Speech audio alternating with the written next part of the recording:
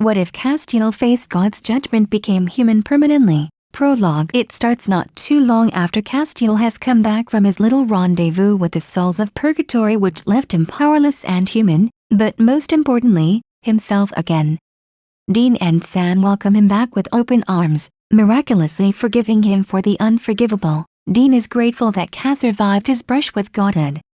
He shudders to think what would have happened if all their issues had been left to fester unresolved, if the broken trust between them had never been rebuilt.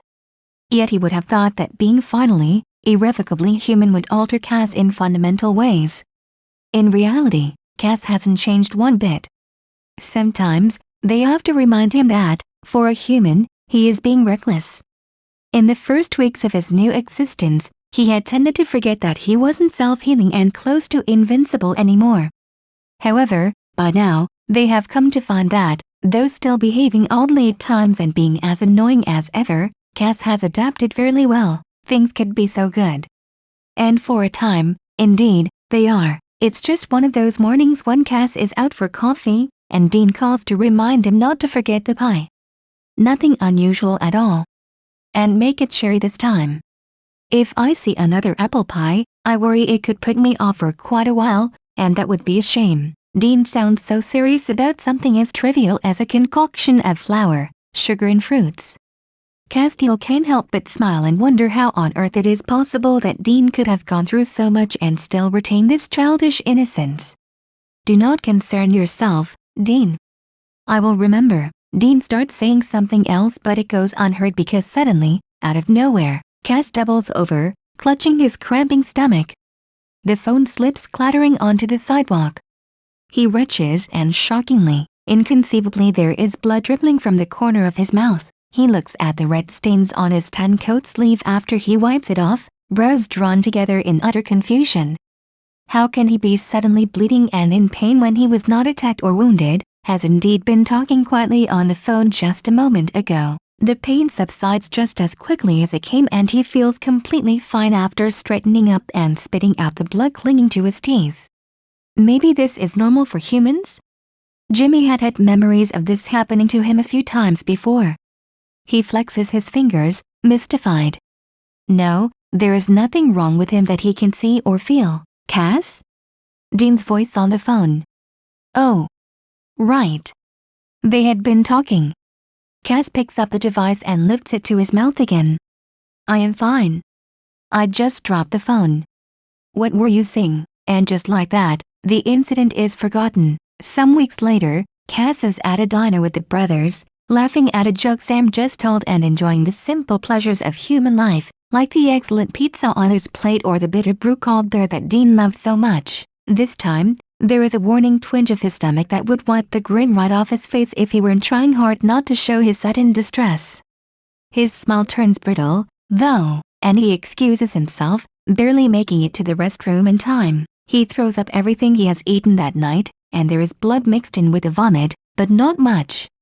Maybe his stomach is just irritated. It wouldn't be the first time human food caused him discomfort. He decides to ignore it, rinsing his mouth with tap water and watching his meal wash down the toilet. He is already smiling again when he rejoins the brothers, and any trace of concern they might have had is eradicated instantly. This is not where things stop, though. Cas wakes up with a queasy feeling in his stomach more and more often, and the bouts of painful spasms become harder to ignore, to hide. It slowly dawns on Cas that this might not be normal, after all, that this could be a cause for concern. He doesn't know when it happened, but at some point he must have decided to conceal what is going on. Now he feels uncomfortable deceiving his friends, but it is hard to stop himself. He learns to read the signs and ignore the looks he sometimes gets from Sam. Dean seems mercifully oblivious until one day, when Cas has an uncomfortable encounter with the sharp claws of a harpy and they have to bare his chest to stitch up the wound. When the shirt falls open to reveal a long, deep cut along his ribs, Dean draws in a hissing breath through his teeth. Dude, what is this? He looks accusingly at Cas. That is where the, but Dean cuts across him. Not the gash. This. And to Castile's shock, Dean extends a hand and runs his finger over the ridges of Cas's ribs, clearly visible under his white skin. Cas flinches. The touch feels odd, warm against his clammy flesh, tissue rubbing over thinly padded bones. It takes him a moment to gather himself and compose an irritated reply that he hopes will forestall further questions. "If my body repulses you, I will be happy to remove myself from your presence," he says haughtily. Now, Sam has noticed the situation too, coming over and standing beside Dean, but his face is not as puzzled as it should be. "I don't think Cass has been eating right," he informs Dean calmly. All he gets is a ha expression from his brother, but Cass has gone suspiciously still beneath Dean's hand and has paled another shade or two, if that is at all possible. Sam throws him an apologetic look, half concern, half "you should have seen this coming." "What do you mean?" Sam is not surprised Dean didn't notice, so he explains. "I guess Cass has been feeling sick a lot lately," he says. "Isn't that right, Cass?" Hazel eyes settle on Cass, and he doesn't know what to answer. I am fine. Can you please just attend to my injury?" he begs, turning to Dean, looking for help. But he gets no support there. "How long has this been going on?" Dean sounds angry, maybe because he feels left out. Sam hesitates, leaving a pause for Cass to jump in. When it becomes apparent that their ex-angel will not be forthcoming, Sam sighs and answers for him. "A few weeks. I noticed him taking trips to the bathroom a lot, and his face is often wet when he comes out, but not his hairline." Trust Sam to be so damn observant, but Cass doesn't take the time to correct him on a minor detail. It has rather been months instead of weeks. Dean just stares. "You're not pregnant, are you?" he asks eventually. "Please tell me this isn't morning sickness because angel vessels have some twisted procreation thing going on." Cass looks back calmly because this question, at least, he can answer, his voice taking on his usual grave tone. "No, Dean. Angels do not get pregnant." Dean huffs out a laugh, feeling stupid for even asking. "Well, good. I was already beginning to worry we'd have more than one baby on our hands soon." Cass just scowls at him, fighting the bizarre urge to stick out his tongue, which would not be at all helpful. Sam drags them back on topic. "Seriously, dude, now that you're human, you have to be careful to eat regular meals, and if you have a sensitive stomach, you need to make sure to get food that will stay down. You can't live on air and light anymore. You're as skinny as an anorexic 15-year-old. Dean nods and nudges Sam roughly in the ribs with his elbow. Sam here would now, being the girl in the room. He winks at Cass and it looks like he's gotten off easy. "I will attempt to take up more sustenance," he promises solemnly, and that's it. They don't pry any further, though Sam still looks vaguely concerned. Dean stitches up the cut in his side, even though the bleeding has already slowed considerably. For a few more weeks, things are fine, though Sam occasionally starts to say something that could turn the conversation into dangerous waters just before he breaks off, and Dean takes it upon himself to order extra large portions of everything for Cass and making sure he eats them. He doesn't know that more often than not Castile's stomach can't handle the big amounts of food he forces himself to consume to keep their minds at ease. He makes a point of not hastening to the bathroom when Dean is around, swallowing down the acid. They manage to get rid of 2 ghosts and the banshee in just 11 days, and the high spirits conceal the fact that Castile's face is slowly but steadily getting thinner, his cheeks hollowing out like somebody is carving his flesh away from the inside. Sometimes, Dean throws him a look that says he notices but then clearly tells himself it's nothing. It's the light, the lack of sleep, the dirt on Cass' cheeks from where they dug up a grave. Everything is alright, until it's not. They have checked into a small town the evening before where they are searching for the cause of yet another series of mysterious disappearances. Sam suspects another ARACHN. But the other 2 are not so sure. So they do research, like always, ensconced in their motel room and trying to be inconspicuous because, really, how weird are 3 guys traveling together like that and sharing a room? It is strange, so strange, that Cass is the oldest, both in spirit and in body, and yet like the child in their little triangle. He knows Dean feels protective of him in a strangely paternal sort of way. And Sam is a born nurturer. All 3 of them care for each other, and where's the weirdness in that? Some people just don't understand. After a day of research, Dean is already kicking back in front of the TV while Sam keeps hacking away at the keys of his laptop and Cass is sitting on the sofa, trying hard to keep his dinner down. Lately, There has been something like ground coffee mixed in with his stomach content, and he is absolutely 100% sure he never ate anything to explain it. He also has no desire to see it brought up again, so to say, so he swallows convulsively against his cramping esophagus, feeling weak and dizzy. He sways slightly, and Dean glances over from where he's watching the screen, whipping his head around in Cass' direction a second later. "Dude, you okay?" There's alarm in his voice that brings Sam to their side in a moment. Dean's hand is suddenly firmly clasped around Cass' forearm. This is when Cass discovers he can't speak because if he opens his mouth, he is certain to throw up all over their shoes. He looks up at them, feeling trapped, hoping they'll leave him alone, knowing they won't. Then there is a rushing in his ears and he wonders if there are angels descending around them, wings churning up the air, before everything is swallowed by a blinding, searing white light. Hospital. He wakes up disorientated. Sam is there in an instant. "Easy, Cass." He places a big hand firmly on his shoulder to keep him down when Cass tries to sit up. "We're at the hospital. You gave us quite a scare, buddy. Having a seizure just like that and spewing blood all over you. You inhaled some of it too." Cass blinks up at him, confused. Sam's face softens. "It's okay. Just relax. Everything's gonna be okay." Castile believes him and obediently closes his eyes. When he opens them again, Dean is there instead and it's evening outside. He feels sore all over, like he has taken a beating, and his mouth tastes vile. His head isn't much better. "Dean," he rasps. Green eyes settle on him in an instant, both alarmed and relieved. "I'm here. Do you need anything?" Dean is strangely timid and that disturbs Cass. How long he doesn't have to finish the question, only since last night. Oh. Good. So him being in a coma or something is not why Dean seems so worried. As if he's read his mind, Dean blurts out. "Dude, don't ever do that again, okay? The doctors say you were lucky to wake up in such good shape from all the blood that got into your lungs." That's not the whole truth, Cass ends, but he is too weak to ask. Anyway, in that moment, a doctor enters the room, greeting him warmly and turning to send a protesting Dean to wait outside. He stays adamant about it, so Dean locks eyes with Cass, asserting if it's okay to leave him, and exits the room upon his nod. Cass can see that he stays right outside the door, though, his shape visible through the opaque viewing window, and for that he's infinitely grateful as he turns his attention on the medic. "How do you feel, Mr. Novak?" "Reasonably well, considering I'm currently in a hospital bed." Cass tries for a polite, neutral tone.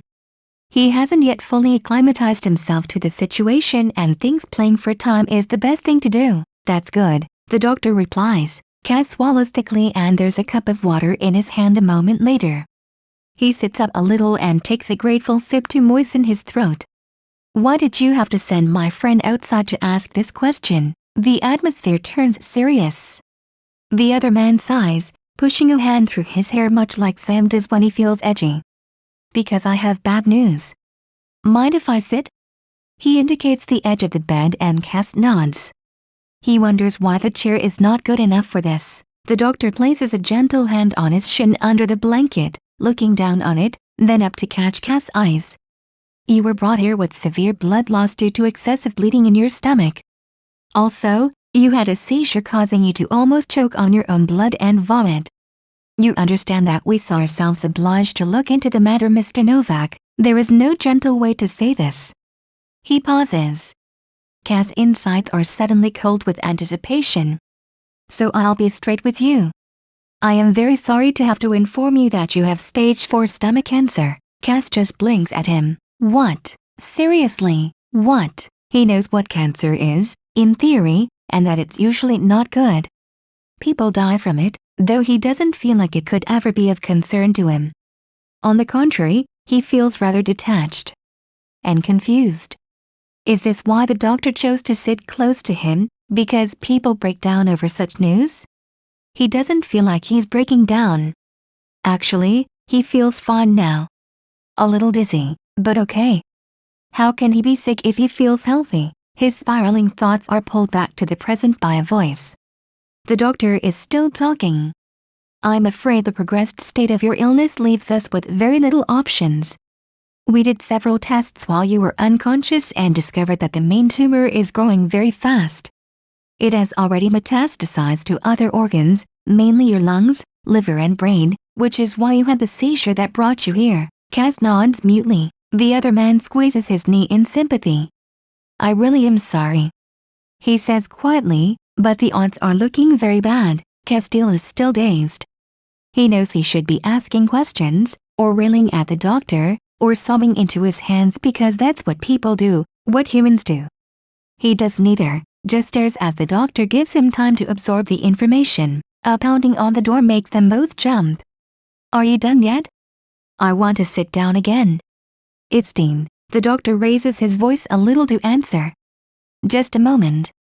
And there are chairs down the hall. Dean quiets but doesn't leave as the lack of retreating footsteps indicates, and somehow Cass is gratefully for that, for his presence just on the other side of the door. What does this mean? He turns back to the doctor. Maybe he has gotten this all wrong. Hopefully he has gotten it wrong. It means a month. Maybe 2, huh? That doesn't make sense. A month of staying here? The doctor shakes his head. There are other facilities better equipped for your needs. Somehow, Cass has the feeling he missed something. Something big. Important. Or you could go to a care home. I can give you addresses. Home care is also an option. Your friends seem like they care very much about you. Cass huffs a half laugh. Yes, they do. And I am certain they will be happy to care for me until I get better. There is an uncomfortable silence and the doctor bites his lip. It looks like he didn't expect to have to explain the next point out loud, like he is stealing himself. Mr. Novak, what I am trying to tell you is that you will not get better. He gives Cass a meaningful look and suddenly, he understands. Oh. Cass says, such a meaningless human sound but it conveys so much. Oh, I expect I ought to thank you for clarifying this for me. Cass doesn't understand why he suddenly feels like he is flying on autopilot. It doesn't occur to him until much later that this probably is what shock feels like to humans. Right now, he continues to listen to the other man speaking, out of politeness if nothing else. There are options. The tumor is rather aggressive, but if you like we can try a round of radiation therapy and see how it reacts. It might give you a little more time. A few more weeks. Maybe months. I wouldn't recommend chemotherapy in your case. You are already crucially underweighted. We could try to operate on the main tumor but it would do little good with the metastasis spread throughout your body already and in your weakened state the operation would probably be fatal. The last option would be a regular schedule of pain medication. Palliative care. I won't lie to you. Your chances of beating this are slim. Another pause ensues. There's an uncomfortable constricting feeling spreading through Cass' chest that he can't explain. He concentrates on breathing deeply, puzzled by his own nervousness. I need to think. The doctor nods, looking sympathetic. Take your time. If you have any questions, don't hesitate to ask. He gives Castile's leg another light squeeze and stands to leave. So, what's the verdict? Dean asks when he is allowed back into the room, hands in his pockets and a studied expression of mild curiosity on his face. His posture, however, is tense. They did an awful lot of tests on you while you were out. There better be some results to show for that. Sam is following closely behind his brother, 2 coffees in hand. He smiles when he notices Cass sitting upright in bed. Cass sees no point in lying to them. He just looks at the brothers with what he hopes is his usual neutral face and relays his diagnosis to them in his default level tone. The doctor informed me that I have stage 4 stomach cancer. A coffee cup sloshes brown liquid onto the floor as Sam's hand forgets to grip it tight enough. What? Dean looks like he believes they didn't hear him right. Sam has gone pale under his untidy mop of hair. Cass is puzzled that Dean's hearing is so bad. I said, I know what you said. Dean snaps in a hard voice, taking a deep breath and rubbing a hand over his chin. How is that even possible? I thought angels didn't get sick. I am not an angel anymore, Cass reminds him gently, but it is treatable, right? Dean sounds insistent, like giving him the wrong answer would not be a good idea for the messenger. Dean, it's stage 4. Sam says quietly, like that should explain everything. The doctor said that my chances of survival are very slim, Cass adds. He knows it's not what Dean wants to hear, but there is nothing else he can say. So, what now? Sam tries and fails to sound nonchalant, like this is just another difficult case they have to take step by step. Castile turns to him. From what I understand, it is an excruciatingly painful way to die. Dean jerks like he has been electrocuted. Geez, Cass. No beating around the bush with you here, huh? He sounds as shaken as Sam looks. Cass fixes him with a stare. I do not see any benefit in concealing any facts from you. A sudden look of comprehension dawns on Dean's face. Wait. Stomach cancer. Isn't that what Zach landed me with that one time? Cass nods. More or less, yes. Dean's face falls. Oh man. I remember the blood vomiting and the pain. How have you been hiding all this? For how long? Cass can practically see the guilt blossoming in Dean's chest, spreading like a black ink stain across his flannel shirt. He's blaming himself for not paying enough attention to him? Again, and Cass doesn't want him to start down that road. He owes him an honest answer. I do not remember the precise moment. I started bringing up food and occasionally blood about 4 months ago. I did not think it was of any significance. I am not used to human food, after all. Also, Jimmy had memories of this happening before. Consequently, I did not think the occasional stomach cramp was that unusual. And he trails off, aware that he is rambling. The distress in the brothers' faces is painful to watch, and suddenly Cass feels guilty for not telling them about his problems sooner. Maybe this could all have been avoided. 4 months? Dean sounds incredulous. Are you in pain now? Sam asks in a gentle voice that suggests the mere thought is a horror to him. No. I feel completely fine. But he isn't fine, never will be again if they can believe the doctors. Of course, Dean being Dean and Sam being Sam, they don't. They simply refuse to just take the doctor's word for it. Dean claps his hands together, suddenly all businesslike, pushing back the shock of the news in favor of stubborn determination. All right. Whatever. What now? He echoes Sam's earlier question. I mean, we can't just let this get you. Dean looks at him and Cass shakes his head, trying to summon up the enthusiasm Dean is displaying. First things first, we have to get you out of here. Sam nods in agreement, standing. I'll talk to the doctors again. See if there's really nothing they can do. Then we're off, and that's what they do. Sam and Dean take Cass home with them that same evening, Sam taking a detour to the pharmacy to nick as many painkillers as he can hide in his bulky jacket. The doctor's words from earlier that evening echoing in his ears, I won't delude you. He will be in extreme pain. Be prepared for that. They hit the road, knowingly leaving a case behind unsolved for the first time ever. One of their contacts will have to pick up their slack. Cass is quiet in the back seat, staring out of the window at the dreary landscape slipping by in the dark as they are heading towards Sioux Falls. They haven't seen Bobby since the Purgatory incident, and the brothers never mentioned him. Cass had had enough other things on his mind, with being human and everything that had happened, to spare much thought for their older friend, and now he is unsure about his welcome.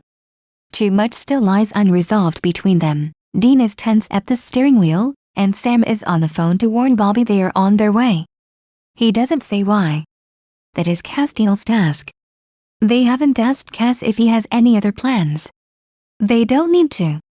Cass has given himself into their care, and he is willing to go along with whatever they plan to do on their drive home.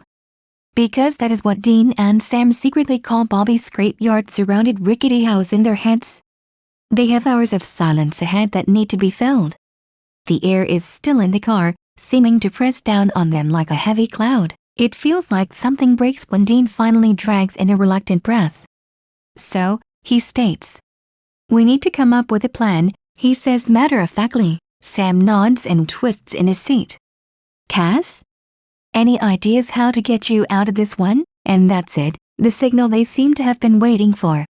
Ideas start to stretch their wings and soar around the interior of the car like paper airplanes. But they stub their noses on the windows and are soon line-twisted and broken in the footwells. No matter how they turn the issue, Nothing useful seems to be forthcoming, and after a while, they agree to leave things be for the moment. They all need rest and this can wait for another day or two, at least until they are at Bobby's. They stop at a motel about 2 hours after nightfall. Cass wants nothing more than to head straight to bed, but Dean insists that he eat something, and so he does. It stays down too, because, apart from the fatigue, he feels fine. Sam wordlessly places 2 pills next to his plate, slowly retracting his hand, and Cass stares at the white and pink ovals, uncertain what to do. Take them, Sam instructs. The white one is to prevent you from having another seizure.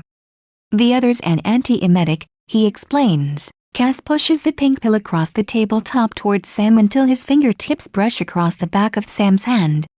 I will not need that one tonight, he says firmly, but he takes the other one without another word, struggling for a moment with the unfamiliar motion sequence of swallowing it whole. They don't talk anymore that night. The next day passes mostly in silence, like they are just on another case, each of them using the car ride to put their thoughts in order and recuperate from the strain of putting their lives on the line yet again. They make good progress, and when Bobby opens the door that evening, his 3 favorite boys are standing outside, shoulder to shoulder, Sam and Dean flanking their little angel. Cass does look small wedged between them like this. He wishes he had a camera to take advantage of having the children all in one place for once, with no one on vacation in hell, or embarking on a soul-fueled ego trip, or running off to God knows where. Sam smiles at him, eyes crinkling at the corners. Hey Bobby. It's good to see you. Hey yourself. Bobby answers gruffly, uncrossing his arms with a faint smile tugging at the corner of his mouth. Sam steps forward to hug him, long hair brushing Bobby's hair. Dean follows suit. CASTILE waits in the background, seeming unsure of what to do. A shocked breath escapes him when Bobby steps forward to embrace him too, because it's the most natural thing in the world. Because he is family. The angel even has the gall to look confused by such a natural way of greeting. The hug is slightly awkward and Cass doesn't seem to know where to put his hands. Bobby pulls back, noticing his discomfort, but one hand lingers on his shoulder. I swear you had much more muscles when you still wore that stupid trench coat. But then you also were a crazy egomaniac, so I guess I can do without the side of it. It's good to have you back. He pats Cass' shoulder once, then turns to lead them inside. Cass feels slightly dazed, but also warmed by his welcome, and undeserving of it. The unembellished honesty puts him instantly at ease, almost against his will. Bobby has a way of doing that. Cass didn't want to feel too at home here. It would hurt too much to leave, and he doesn't deserve a home anyway. He hadn't known that he was afraid of this encounter with the old hunter before it actually happened, but Bobby acts like he has forgiven him for his sins. Cass isn't prepared for the feeling of intense gratitude that sweeps over him, making his throat go tight for a moment and his heart swell. He ducks his head and steps into the house. Everything seems fine on the surface, but the mood is off somehow. Bobby can't quite put his finger on it. Then, during dinner, Cass suddenly jumps up and hurriedly excuses himself, looking pale green and apologetic. What's up with him? Bobby asks the other two when he hears the bathroom door close. Dean and Sam share a look. Dean sighs. You'll have to ask him that yourself. Sam adds a shrug to this statement, but it looks wrong somehow, like there is a weight pressing down on his shoulders. Bobby is puzzled, although he lets it go, shaking his head and mumbling something about adolescent kids. Cass looks fine when he rejoins them a few minutes later, pointedly not looking at Sam and Dean. Bobby notices, of course, but he decides to keep quiet about it for now. There is obviously something going on that he is still ignorant of. The sudden tension in the air is hard to miss. He figures they will tell him eventually, though, in their own time. The next day, he is still none the wiser. However, things are starting to not just smell fishy, but stinking like a dead shark left out in the sun for 3 weeks. Sam practically burying himself in books is not that suspicious, though strange under the circumstances. Cass keeping to himself doesn't seem unusual. He probably has a lot of issues to work through, having been an angel of the Lord in the demigod only a few months back. But Bobby walks across the yard, 2 beer bottles in hand. As far as he can tell, the boys are not working any case, when he had first thought that maybe it is a secret mission he isn't supposed to know about. Not that that would have stopped him, but they really have given him nothing to go on, despite his asking. As he nears the workshop, Bobby listens for the clanging and swearing that means Dean is working on his car, but it's quiet. Bobby frowns. He steps around the half-open workshop door, expecting to find it empty, but there is Dean, his back half turned to him, shoulders working beneath his shirt as he unscrews some bolt or nut under the hood of his Impala. Dean's face is tight, his teeth clenched. He looks furious, frustrated, viciously twisting the wrench as if it has done him some great personal injustice. The silent rage brings Bobby up short. There have only been a handful of other times he has seen Dean work his car that way, in smoldering silence, none of the usual tenderness in his movements when he treats his baby after Cass had flown off claiming godhood. And after John had died, Bobby has no idea what the matter is this time, but witnessing the scene before him makes all his mental alarm bells start ringing shrilly in his head. He clears his throat to alert Dean of his presence, flinching back a step when Dean turns with a murderous expression, his tool raised to strike. Dean's face clears instantly, though. "Bobby, don't sneak up on me like that." He tries a smile, but it looks forced and sour, fooling no one. Bobby nods at him, grumbling, "Yeah, it's me, you idiot." "Who do you think it would be?" Dean looks sheepish as he puts the tool away, visibly making an effort to relax his tense body. "I dunno." "Sorry, yeah. Whatever. Brought you something. Figured you might get thirsty." He extends one bottle to Dean. "Thanks, Bobby." Dean pops the cap on his beer with the edge of a screwdriver from his toolkit and leans back against the Impala's frame to take a sip. He's looking relaxed enough now, so Bobby chances to ask a question. "What's up with you, then? You were as tense as a Cupid's bowstring just now." "Everything okay?" Dean's eyes slip down to the bottle in his hands. "Yeah, sure." Bobby's eyebrows draw together. "Something wrong with the car?" He tries. Not really. Just checking her over." Bobby takes that in. He is sure Dean knows that his answers don't add up. "Everything alright with Sam? He's not going all cuckoo on us again, is he?" Dean sighs through his nose. "Yeah, Sam's okay." Bobby lets out a small huff of relief. "Good. I was starting to worry since he's behaving oddly too." "You okay?" He continues on the same breath. "Yes, Bobby. I'm fine." Dean snaps, eyes suddenly on fire as he catches Bobby's gaze. There is something else here. He's sure of it. Oh. And how's our angel friend doing after this whole affair we went through?" The question has the desired effect. Dean's face falls for a moment before closing off into something like a neutral expression, telling Bobby a lot more than Dean is probably intending to divulge. "How should I know?" "You'll have to ask him that." Dean deflects. Bobby nods. "Fair enough. He's old enough to know a lost battle when he sees one. The trick is to retreat without getting completely destroyed. I'll be fixing up something to eat. I'll call when it's ready." He toasts Dean with a still unopened beer bottle and makes his way back to the house, puzzling over the boy's strange behavior. Bobby suspects he'll be hearing some bad news sooner or later, now that Bobby has tried asking Dean and Sam too.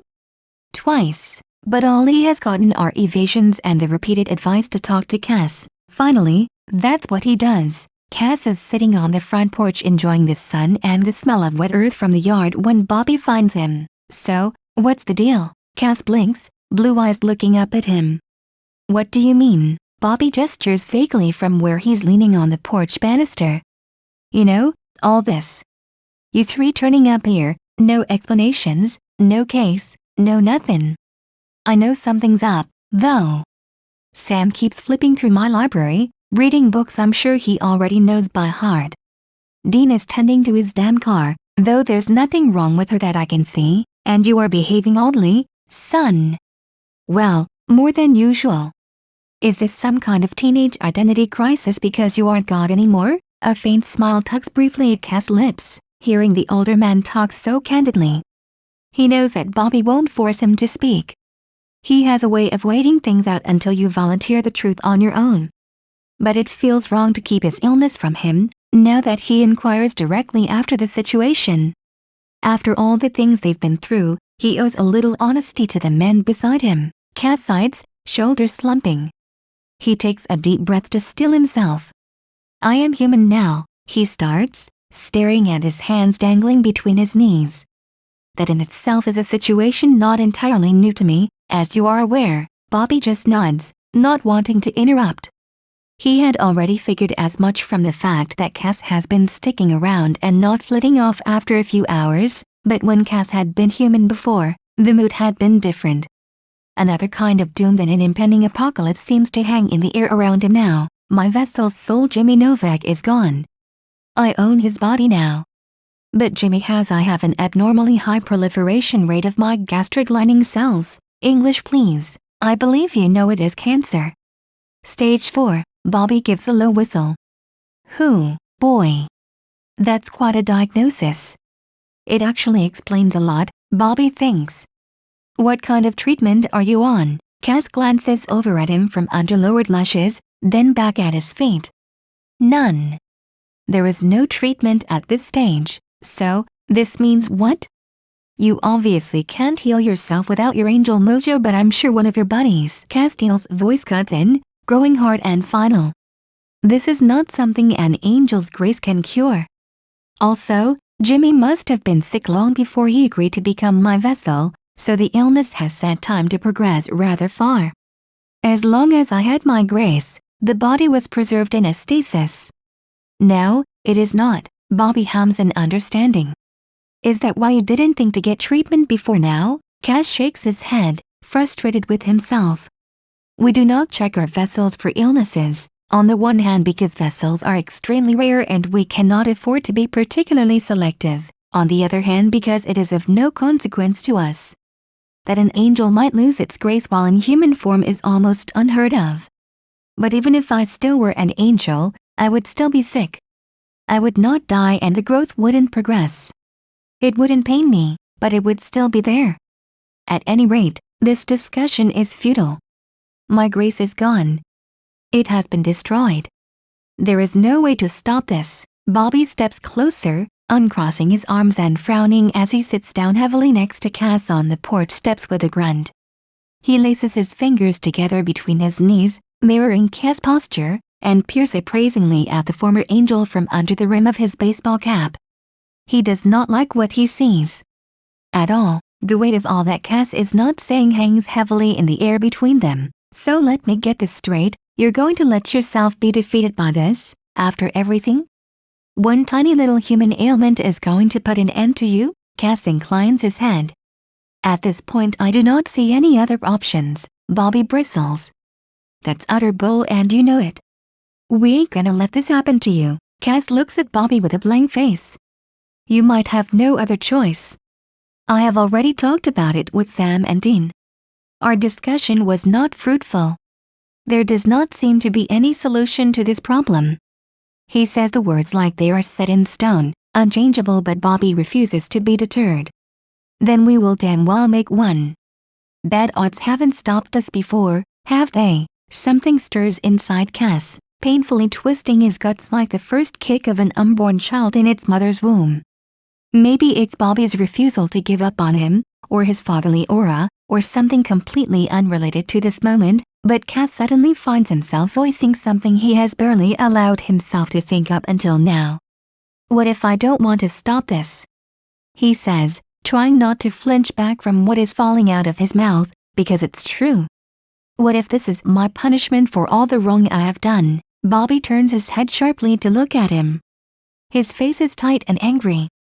Don't you dare say such a thing, boy. You don't deserve to go like this, no matter what you might tell yourself. Cass knows better than to argue with the old hunter, but once the thought has been uttered, it seems to be taking root in his consciousness like a young tree, tearing up the soil of his thoughts and breaking apart his resistance. Does his father still care, after everything, and sent this punishment down on him? Or is it yet another test? Or just fate repaying him for his insolence? Either way, he is willing to accept his sentence, whatever Cass may be feeling about his impending doom. Bobby isn't anywhere near ready to give up, and he knows that Sam and Dean won't accept it lying down either. When he confronts them in the library later, "What's that I hear about Cass being on death row?" Dean looks up from the book he is leafing through while Sam taps away on his laptop. "So Cass finally told you, huh?" The older Winchester sounds tired, almost defeated. "Yeah. No thanks to you, idiots. Had to practically squeeze it out of him too. He told me some wacky story about how he had cancer and has decided to just lie down and check out. Said there was no way to save him." Dean closes the book with a snap, turning to face Bobby, all businesslike. "Yeah, well, we could really use your help on this one, Bobby." He has clearly been waiting to say that and get him into their boat since they arrived. It annoys Bobby that they left him out of the loop for a whole day. "Why didn't you say so earlier? We could have saved a lot of time," he complains. Sam sighs, sitting up straighter in front of his laptop. "It wasn't our secret to tell, Bobby." He glances at Dean. "Besides, we weren't sure how you would react to seeing Cass again, let alone hearing the news," he adds reluctantly. Bobby looks affronted. "Of course I'm not going to let our own private ex-angel die, you idiots. Even after what he did, going insane, thinking he was God?" Dean squints at Bobby like he is looking for a sign of insincerity. "Everybody goes through puberty, Dean. Personally, I don't think you ever came out of it. Grow up, boy. The past is the past." The brothers stare, surprised. When they had last seen Bobby, it had seemed like he would never get over what Cass had done to Sam and Ellie. Especially Dean had been anxious to get their angel out of Bobby's reach before he could harm him. It looks like Bobby has had enough time to think things through now, because he doesn't miss a beat before going on. "Anyway, now that I'm in on the big secret, let's get to work. Tell me what you've got." Sam nods, picking at a stack of notes beside the computer. "We've already talked through the obvious scenarios. You know, compiling ideas. We couldn't think of anything useful, though. Also, I've already been through the books in your library more often than I can count. I doubt they'll give us anything new. Right now, I'm searching the web for another spirit healer or whatever they call it these days. We could bind a reaper or something, but Cass would not want his disease just passed on to someone else. I suppose we don't need to talk about demon deals, though I doubt one of them would be willing to deal in this case anyway, these days." Sam finishes his summary of their options. "Maybe there's a spell somewhere," Dean suggests. "Or we could just get his grace back, things take off from there." Cass is reluctant to join them when they sit down around the kitchen table that evening for a coordinated brainstorming session, trying to come up with something, anything useful, bouncing ideas back and forth. Dean can't help but be reminded of that one time when he was sure to die of heart failure and they found a way around it. How he had been as good as dead after the car crash and still survived. But none of his brushes with death were due to an innate condition. Well, maybe innate monster magnetism, but that didn't count. Cass had explained it to them yet again, how Jimmy's body had cancer cells and that was something even an angel couldn't heal because it would mean changing all DNA, the foundation of the bodily structure, and that is simply impossible. If he still had his grace, he could alleviate the symptoms, but even then, he wouldn't be able to selectively burn out parts of his body. The potential for cancer was born into Jimmy. There is nothing to be done. The reason no angel ever dies of cancer, Cass explains, is that they preserve their vessel in the exact state it was in the moment they entered it, so cancer may have formed but it wouldn't grow. However, it wouldn't shrink either. And Castile is not an angel anymore. Only his grace could save him now, if not healed him, but that is gone, devoured by the souls of purgatory. Dean, Sam and Bobby listen with frowns on their faces as he tells them that an angel's grace is unique. There is no way to substitute for it, and so Cass sees himself doomed. It is dispiriting to have him giving up so easily. It's proof of how far they've come that none of them seriously suggests trying a demon deal to solve this problem. Cass doesn't have a soul to gamble with, anyway. Another reason why this turn of events is so hard to accept, Cass has no soul because angels are meant to live to see eternity. There is no afterlife for them. If he dies, it will be forever. No one of the four counts on God to step in one more time either. They are on their own here, and right now, there seems to be nothing they can do. Still, The Winchesters are not known for their inclination to give up easily. It is dark outside when they finally finish discussing potential plans. He should have known, Cass thinks. It was obvious that they wouldn't let this go. Despite everything, Cass hadn't been able to help but temporarily feel a little hope budding within him.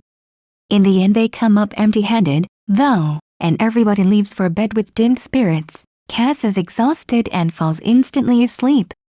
On the other side of the room, Dean is staring at the ceiling and listening to Cass quietly, but steadily breathing, and his brother snoring. Their talk with Bobby had rekindled his spirits considerably because Bobby is right, they can't just let this happen. It just isn't their style, and they are all in this together, so they should try to find a way out of it as a team too. Dean remembers the frantic hours after Sam's death and how absolutely unwilling, unable to give up he had been, and it had worked. He had found a way to save his brother in the end. It didn't matter that it had been at the cost of his own life. His soul. He also recalls how desperate Sam had been when he had found out about Dean's impending doom. He too had refused to give up, and Dean had expected nothing less, but Cass had been the one to save him then, not Sam. His brother's frantic search for a way out had been entirely fruitless, a waste of time and energy. It had taken an angel of the Lord to pull him from the pit. Cass' situation seems similar now, only their roles are reversed. Cass is the one in a hopeless situation only a miracle can fix, seemingly resigned to his fate like Dean had been, and they are the ones refusing to give up. It is a long time before Dean's eyes fall shut and he finally sleeps too. At Bobby's. A few days later, Cass is standing in front of the bathroom mirror, t-shirt lifted up and staring at his navel. The little hollow is strangely fascinating to him. Eventually, he lets go of the shirt with one hand and starts exploring the puckered birth scar, dipping his finger into its velvety recesses and marveling at the perfect design of the human body. Jimmy's mother had nurtured her son for 9 months through a thread of blood vessels attached to this very point. It had literally been the cord binding him to life, but even though it had been such an important part of his body, nothing but a scar remained of the organ that had been discarded once its purpose was fulfilled. All humans share this same scar, even if they didn't share anything else. It was a sign, a permanent reminder of their mother's love, more enduring than any trace a father could leave. Cass raises his eyes from his abdomen to the mirror, wondering what it would be like to have a mother. His own father had marked him too, with his grace and his love, but both seem lost to him now. Both the bond and the feeling. Dean and Sam have navels too, he muses.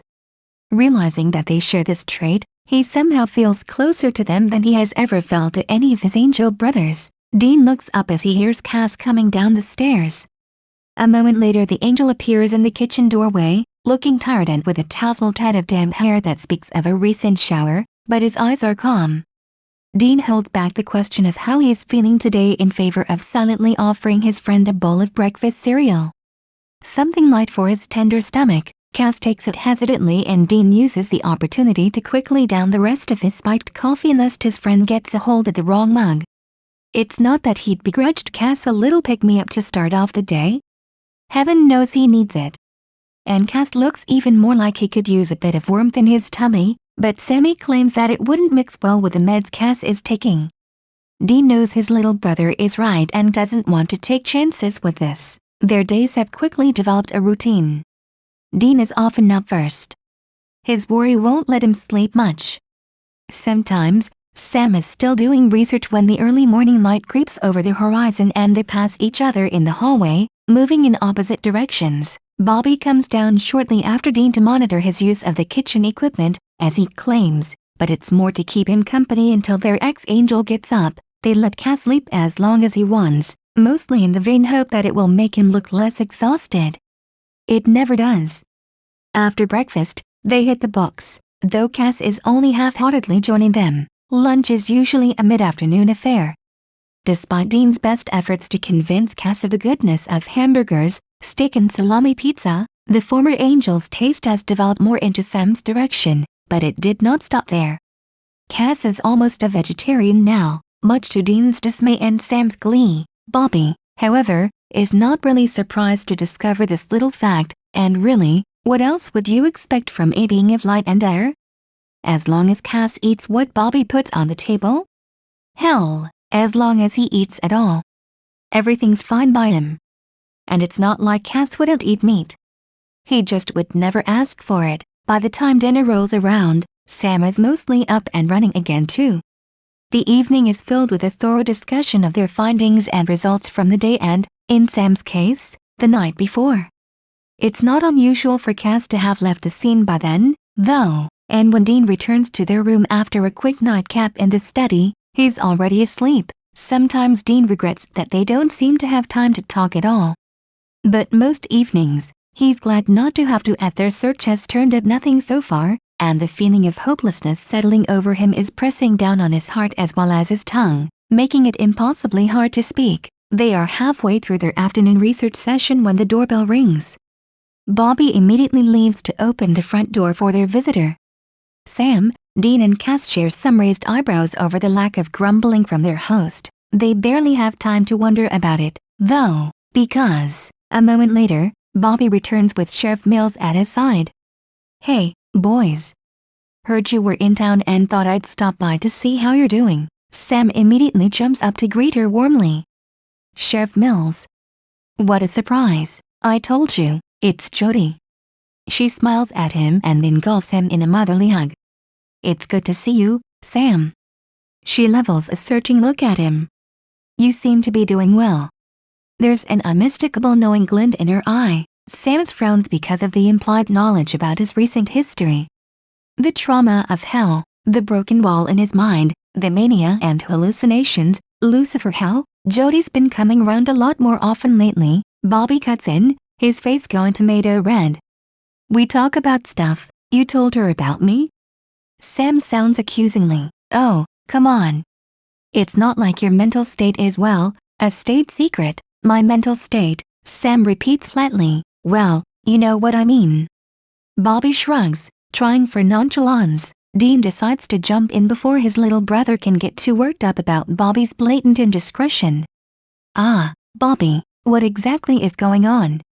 Dean squints at his surrogate father and Jody, and Bobby promptly lights up like a fuse. "Nothing." "Jesus, Dean. Get your mind out of the gutter." Ahem. Cass clears his throat in what is clearly meant to be a discreet manner. "I do not believe we have been introduced," he says in his grave, dignified voice. Standing, he extends a hand to Jody. "My name is CASTILE. I am a friend." The phrase "angel of the Lord" hovers in the air like the toll of a distant funeral bell, only for the four men to hear. Jody's eyes narrow as she takes Cass' proffered hand. "You look familiar," Dean scoffs. That might be because half a year ago, his face was all over the news. Mass murderer and all, but I take it there's more to it than that since he's hanging out with you guys. "It's complicated," Sam says awkwardly. Jody nods and lets go of Cass' hand after looking into his eyes, searching. Figures, Cass has the presence of mind to stay quiet and let his friends handle the sheriff. "So," she says when there doesn't seem to be any more information forthcoming, and turns to Bobby. Bobby Singer is harboring yet another fugitive. But there's no threat in her voice, only humor. "Let's all sit down and we'll explain." She makes herself comfortable opposite Sam and Dean while Bobby leaves to get them some beers as their current round is at least one bottle short. Jody glances over at Cass, who has picked up the book he was leafing through before, and is now quietly reading. She frowns, giving herself time to take in his appearance. "Castile, right?" He raises his head. "I know it's none of my business, but are you sure you're okay? I mean, you look kind of unwell." Jody trails of when Cass suddenly flashes sharp, electric blue eyes at her. He contemplates if he should answer her, then speaks. "I am indeed in the best health." The atmosphere turns serious and heavy in a matter of heartbeats. "I'm sorry to hear that." "Ah, Jody," Sam interrupts, trying to diffuse the tension. "How are you doing, anyway?" Even after relaxing a little and letting their minds rest for an afternoon, the next days of continued research don't yield any results and spirits are low. For want of something else to do, they decide to embark on a hunting trip. Cass won't be dissuaded from accompanying them, and so they let him. And that's a good thing because he is the one keeping a demon from cleaving Sam's skull in two. The close call leaves them all a bit shaken. Dean is cursing himself for not being near enough to Sam to protect himself and, at the same time, for letting Cass get so very much in harm's way that the former angel was close enough to block the blow intended for his brother. They are all lucky nobody had been killed but the demon, in the end. It had been as surprised as Sam and Dean to find that the weakened ex-angel seemed to grow and swell with vigor in the face of danger. He was still a precise, deadly fighter, and for a few moments, the shine had been back in his eyes, that unstoppable determination they knew lived in him once upon a time. Through the incident, Cass rediscovers that he feels more himself when they are on hand, confident, almost like his angel powers are still with him. The others notice the lifting of the generally gloomy mood too, and even though they would rather confine their sick friend to Bobby's home care, they decide to allow him to tag along on further hunts, should there be any, as long as he can take it. It's not like he really is a burden on them. With his extensive knowledge, lightning-fast reflexes and resolve, he remains an excellent addition to their seasoned double team. The night after they return from the hunt, Cass wakes shivering and muffling a choked scream in his pillow, the shreds of his dream still clinging to his consciousness like a taint he cannot shake off just yet. Tears well up in his eyes and he blinks them open, searching the dark for something to focus on. It takes him a minute to convince himself that it had all been a dream and to remind his drowsy brain that Dean and Sam are asleep only yards away. Just on the other side of the room, Bobby snoring down the hall. He feels queasy. For once, it has nothing to do with his illness. The scene in his dream had been so vivid, his vengeful, mean emotions terrifying him with their realness. Now that he is awake, he can feel regret and guilt, shame and fear churning in his gut. When Cass had had a dream for the very first time, he had been both fascinated and terrified. Dean and Sam had found themselves in the unusual position of having to guide a grown man through this part of adapting to a human existence. Eventually, he had learned to handle the shifts between reality and virtual experiences, but sometimes, he still needs to make a deliberate effort to process what his subconscious shows him in his sleep. Sometimes, he still has difficulty discerning between dreams and reality. Like now, when his emotions are bubbling inside his chest like lava in a volcano, hot and caustic, his dream had taken him back to the night he had opened the gate to purgatory, to the first minutes of his new existence. The rush of power had been truly exhilarating. He could not deny that, if he was honest with himself, what had scared him beyond panic, though, was that he had barely been able to keep his new urges and instincts from lashing out uncontrolled at the people who had adopted him into their family. Even before he had lost his, he had been almost too weak to stop himself from killing Dean, Sam and Bobby for their perceived insolence. Then, now, in his dream, he had not had that self-control. It was a horrifying feeling, having to stand witness like a stranger in his own body while foreign emotions of rage and arrogance welled up inside him and swamped the affection he felt for his friends. He had been powerless to stop it. He knows he would have killed them then in reality too, if he had loved them even a tiny bit less. As it was, he had only just been able to flee before any permanent damage could be done. Well, permanent to the humans, anyway.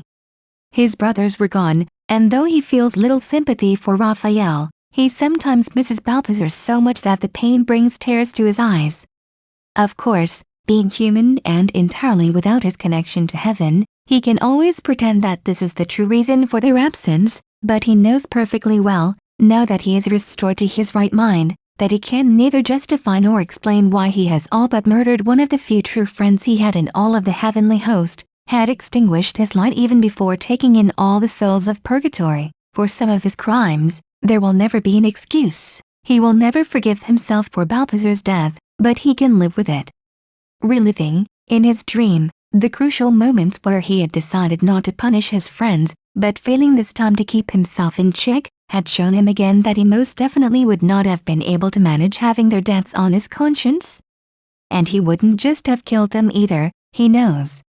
The rage he had felt at that moment would have obliterated them completely, body and soul alike. It isn't really a surprise to him that the thought of how close he had been to destroying the one good thing he had ever had is giving him nightmares. He lies awake for a while, staring at the dark ceiling and trying to rein in his emotions. Getting his erratic breathing under control is harder than he thought it would be, but he tries to be quiet so he won't wake Sam and Dean. Part of him wants to talk about what happened, what plagues him in his dreams, but he is afraid to come clean in regards to the finer details, afraid they might still reject him even though he knows, rationally, that if they haven't abandoned him yet, they would never leave him just for this. Cass is subdued the next morning. Something is definitely weighing him down. After lunch, Dean pulls him aside into Bobby's study. Cass, man, what is it? You've seemed off all day. Cass just shrugs.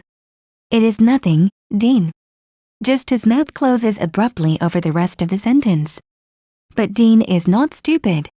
They are sleeping in the same room. After all, did you have another dream? You can tell me, you know. Dean's voice is gentle but Cass remains silent on the issue. Please don't push, Dean, he says quietly, eyes downcast.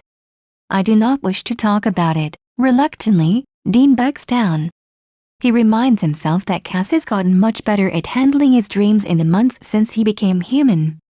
Dean just wished he would ask for help when he needs it. Memories and flashbacks were tough enough, but dreams could mess you up so badly, and though Dean has a hard time admitting it to himself, talking about them helps. He wants Cass to know that he has that option. I'm here if you change your mind, he says.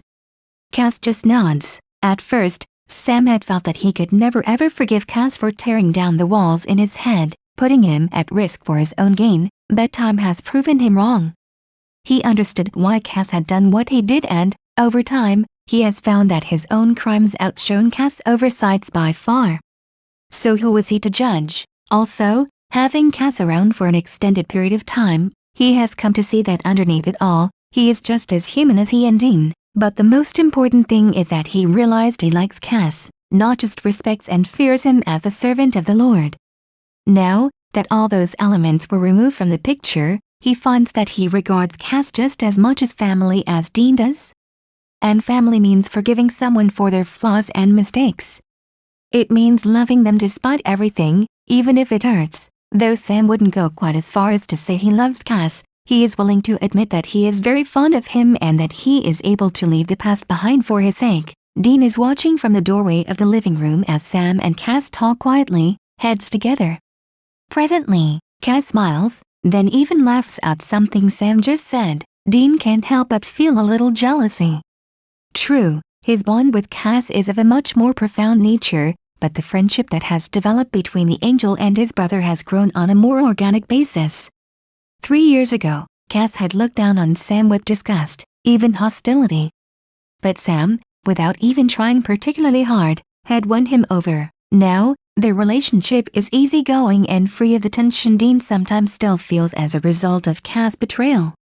For Sam, it had been a mistake easily forgiven because he seldom held a grudge for long, no matter how deeply somebody hurt him.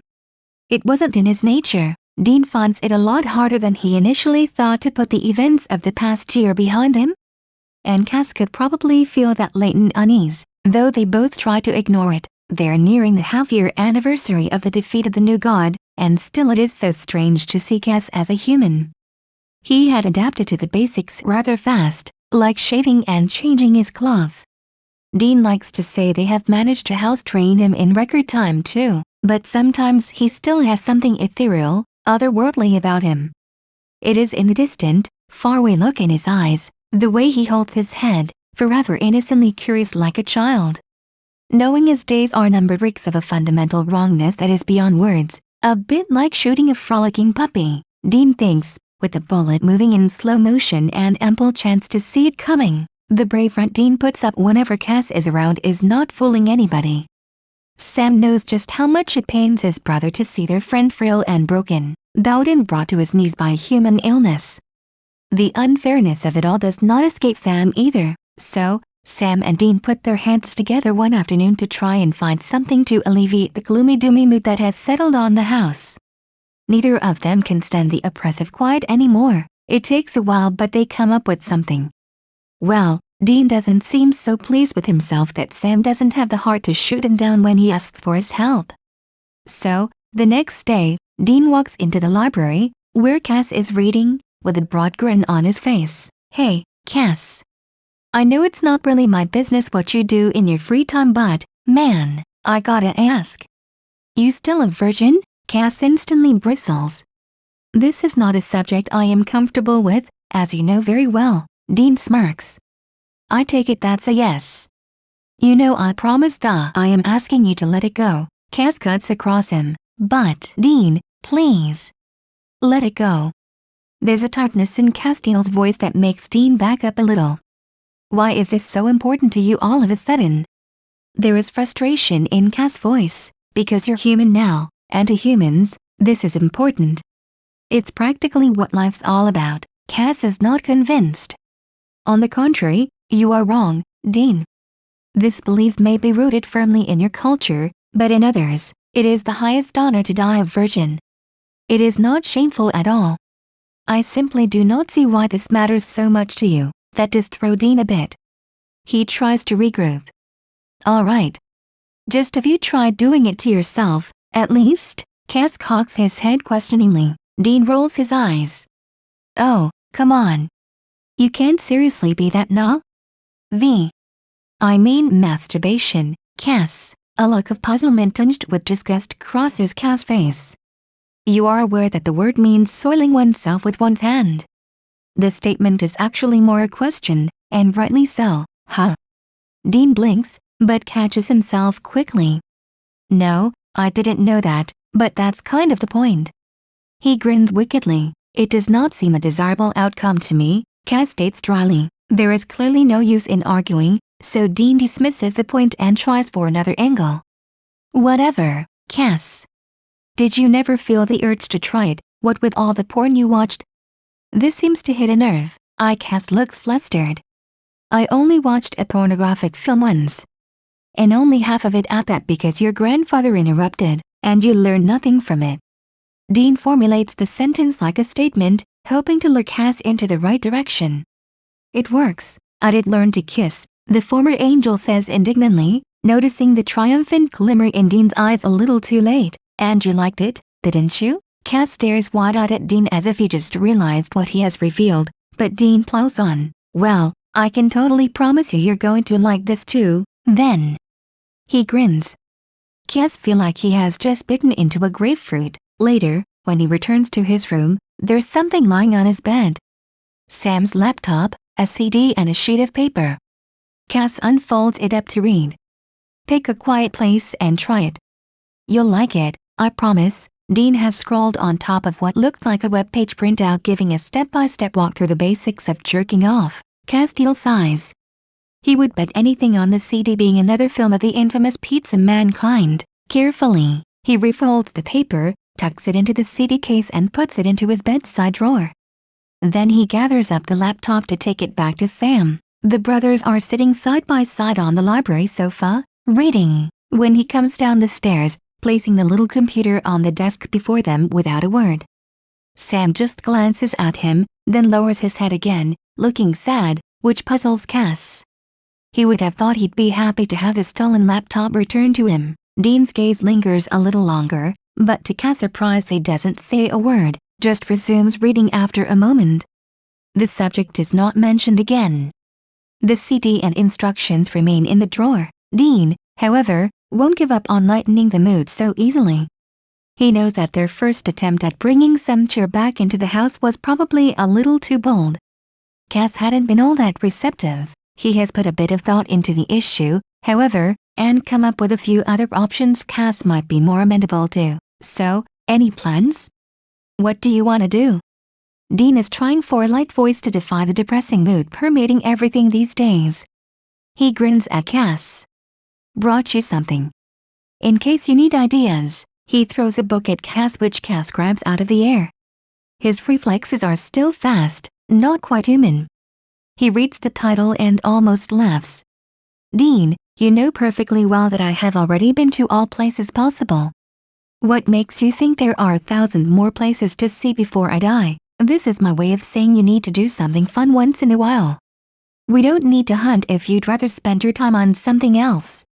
It's not like we get paid or anything. Cass avoids looking at Dean. I like to hunt. It keeps me occupied. There's an undercurrent to the words, dark and hopeless. Dean can hear what Cass isn't saying. He needs the hunts to not feel useless, to know his human existence, however brief, amounted to something and, above all, He needs it to keep his mind off being sick, off dying. Dean can't argue with any of that. It's what he'd be doing in Cass' place. It's exactly what he did after the demon deal, but he had a year and Cass may only have weeks. Look. Dean tentatively places a hand on Cass' shoulder, barely touching him as if he's afraid he might break him if he squeezed too hard. I really think you should enjoy life while there is still time. Believe me, I know what I'm talking about. I just don't want you to. He swallows, forcing out the next words. Go to your grave, feeling you missed out. Okay? If you want to stay on the job as long as possible, that's fine. But give this a bit of thought, okay? Dean indicates the book, but he really means everything. Cass inclines his head. I will, he promises. Good. Oh, and Sam says, dinner's ready. You coming? It's not really a question. Dean won't give him a choice here, and somehow, Cass is grateful for that. He still hasn't gotten quite used to the need to feed this body and has to be reminded occasionally, especially now that his stomach is so reluctant to announce that it is time for food. Usually, they don't pay particular attention to what day of the week it is. Being hunters, they have no working week. They need to be prepared to do their job 24/7. No weekends, no holidays. So why heed the 7-day rhythm the world is breathing? They have only had a few brief periods when every day counted, every hour mattered, every second was precious, even. Now is such a time. It is rather click.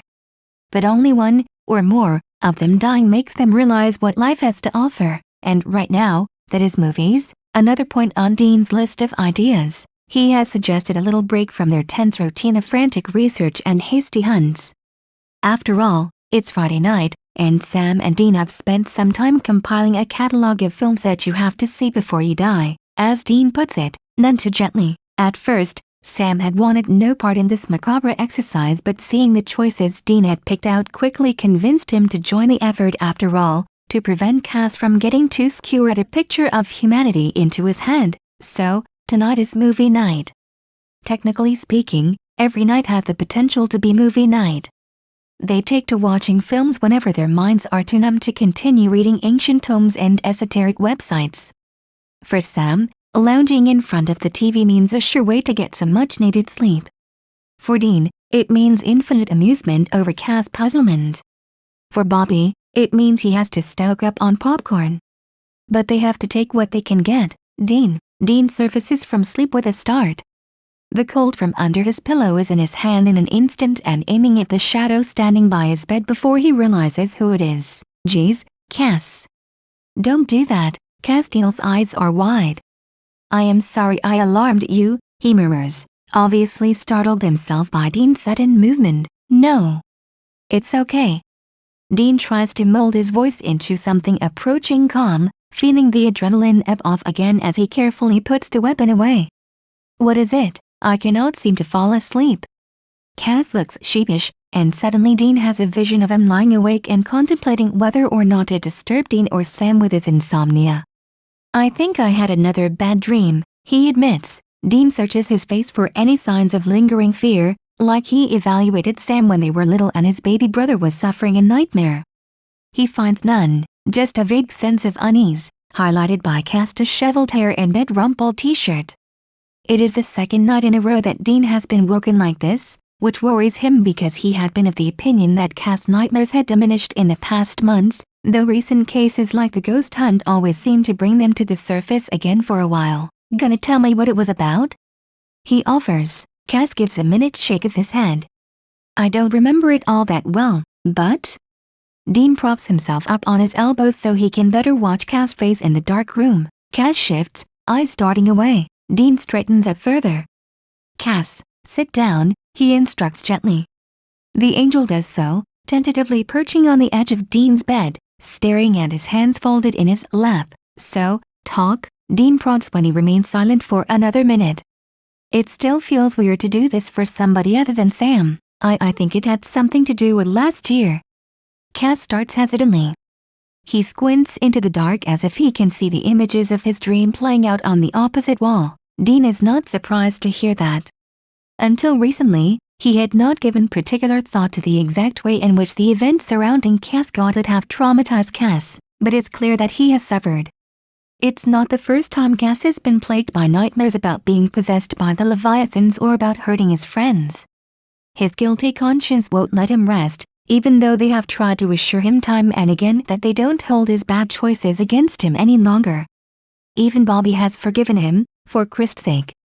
Now, only Cass has to accept that his mistakes were part of the eternal learning process that is called a human life. Time drags on for a bit more ere Cass begins to speak hesitantly. You recall when you trapped me in the ring of holy fire? Dean nods. He remembers all too well how he had put his trust in Cass until the very end, even when all evidence was already against him, how, even after they had imprisoned him in a circle of fire, he had still believed in some desperate, stubborn part of his mind that it had all been a mistake, a horrible misunderstanding. Castile keeps talking. You left me there. And I am not blaming you. It was your right, he adds hastily, needing to clarify that he understands. I see that now. But in my dream, you were not fast enough to outrun the demons coming for us. And I was trapped, and he breaks off, hunching over. Dean looks at him, his heart going out to Cass. He knows exactly what Cass is feeling, even if he were not to reveal the rest of his dream. The former angel takes a quivering breath. I heard Bobby yell first, telling you to run, and then your voice like you were being torn apart, and the last thing you did was to scream for Sam to go back and free me. Save me. Cass' voice fails him. Even in the darkness, Dean can see moisture glistening in his eyes. He is glad the shadows are hiding the rest of Cass' face so he doesn't have to watch his expression. Dean doesn't know what to say, so he says nothing, just listens to the hitching of each of Cass' exhales. Eventually, Cass manages to control his erratic breathing, dragging it back from the edge of crossing over into what sounds suspiciously like sobs. He swallows. Even when you were dying, and it was my fault, you were still trying to save me. And Sam was too. Even though I did not deserve it.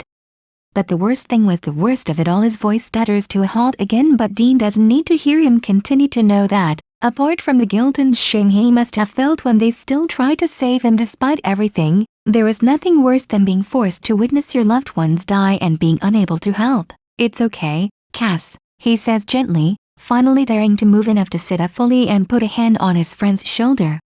Cass turns his head to look at him. His cheeks are dry, but he looks utterly spent, the shadows of the night accentuating the gaunt appearance of his face. We got out of it okay, remember? We're here for you now and we're not going anywhere, you hear me? Cass nods, biting his lip. Go back to sleep, HM? Cass nods again, straightening his shirt as he stands and looks down at Dean. Thank you, Dean, Cass says solemnly, his voice back in its usual grave, steady tone. Anytime, man. See you in the morning, okay? Cass turns to face the room, but doesn't move away yet. Dean? Yeah? Please do not attempt to save me at your own expense, especially when there is no hope. Cass' back is turned so he doesn't see the shock, followed by pity, flickering over Dean's features before he can stop it. There is nothing he could answer to that wouldn't be a lie, so he stays silent. He watches Cass return to his bed before he sinks back into the pillow and thinks of all the times he had been unable to save somebody. It is a horrible feeling. The sad thing is that he understands Cass in a strange, twisted way. He had not wanted Sam to try and save him either. That hadn't kept his little idiot brother from trying, though, nor would it keep them from trying to save Cass now. The village. It's been close to 3 weeks of intense research, interrupted only by the occasional hunt in the vicinity of Sioux Falls. When they finally stumble upon a workable lead, I think I've got something. Sam is audibly excited, tapping a page in some ancient tome they unearthed from the Campbell Library. Dean and Cass gather to look over his shoulder as he explains what he read. Ever heard about a soul eater? They are supposed to cleanse you of your inadequacy through devouring the body, purifying it through digestion, and giving birth to it again. Pretty gruesome business, but it could work, I think. He turns to look at Cass. Bobby frowns at their tentatively hopeful expressions from across the table. You know, I have never heard of anyone ever encountering an actual soul eater in my entire hunting career. I doubt they even exist. Sam gives him a glare that tells him to shut the fuck up. He won't be discouraged yet and counters Bobby. But they wouldn't exactly show up on a hunter's radar, would they? They aren't evil as far as I can tell from this. He taps the text again, and anyway, it's worth following up on this, don't you think? Bobby keeps frowning, even when Cass begins to speak, warm breath rushing past Sam's ear as he leans closer to study the page. They are real, though I have not had news of a live one in quite some time. Centuries. He sounds like they are discussing yet another case, like this has nothing at all to do with him. By now they all know it's part of a coping mechanism they all share, so nobody has yet dared to call the bluff. Well then. Bobby claps his hands. Let's get to work. Now that they know what to look for, their spirits lift considerably and they set to work, mostly searching the internet for anything that might point them in the right direction, but also calling up fellow hunters and digging through Bobby's library yet again. 2 days later, Sam comes across a promising forum post on which they can follow up. Here, listen to this. There's someone claiming their little sister was cured from MS by a creature who tore her apart and stuck her back together with ospiate. Huh. Weird way to put it, but it sounds like it could be our kind of thing. Anyway, this guy goes on about how well it worked and how puzzled the doctors are. Dean looks skeptical. That's all? Not much to go by. Sam clicks his mouse a few times. There's another one. Diabetes type 1 yield. Oh, and get this, someone had his kidney removed because of a tumor, then the other one failed. Whatever that thing is, it saved his life in the nick of time. Guy has 2 perfectly healthy kidneys now. No tumors. He looks up at Cass, whose head is cocked to the side in his default contemplative expression. Sam waits for the verdict. Where did you say this is supposed to have happened? Dean interjects. Sam bites his lips, scrolls down the page. I'm not sure. Somewhere in New Mexico, I think. Ah. There. He points at the screen, not even trying to pronounce the village name. What do you think? Dean asks Bobby. Might be worth a shot. Cass? You game to go for a ride? Cass inclines his head, cautiously optimistic. It does not seem that I have any other choice. Well, then, pack your stuff and we're off. Dean claps him on the shoulder, standing. Wait. Aren't we going to look into this a little further? It's not like this place is right around the corner. Sam is a bit confused by the sudden atmosphere of departure. I'm sure you'll have some solid data by the time the trunk is loaded. Semi. Dean pats his shoulder and smiles sweetly at his little brother, who snorts indignantly, but turns back to the screen to pull up some more information. It's raining when they hit the road. Cass sits in the back seat wrapped in his old trench coat, but he is wearing a pair of Bobby's trousers and a Winchester flannel shirt underneath it. Autumn is coming and the air is already chilly. Dean drums his fingers on the steering wheel to the beat of AC/DC, but otherwise it's quiet in the car. Sam's eyes wander to the rearview mirror to check on Cass every 10 or so minutes. The former angel stares at the scenery, apparently deep in thought. They travel until nightfall, when the rain becomes too heavy for Dean to drive comfortably. The motel they check into looks run down and cheap from the outside, but the room is cozy and clean, better than most they've seen over the years. The only problem is that there is no store around that's still open, and the last gas station lies 30 miles back down the road. So, the little cooking area in the corner doesn't do them much good. Dean volunteers, for once, to get some of their emergency rations out of the trunk. When he returns, Sam and Cass have switched on the TV, reclining on one of the double beds. Sam. Dean motions for his brother to come over and help him in the kitchenette. He throws a look at Cass, who ignores them in favor of watching the screen. We're running low on supplies. I only found this. He shows a can of bean soup. His eyes flicker involuntarily back to Cass. Oh. Sam understands instantly. He nods and settles himself down on the bed again, while Dean takes out a pot to warm the soup. When it's steaming, he pours it into a bowl, adds a spoon and carries it over to the bed. He offers it to Cass.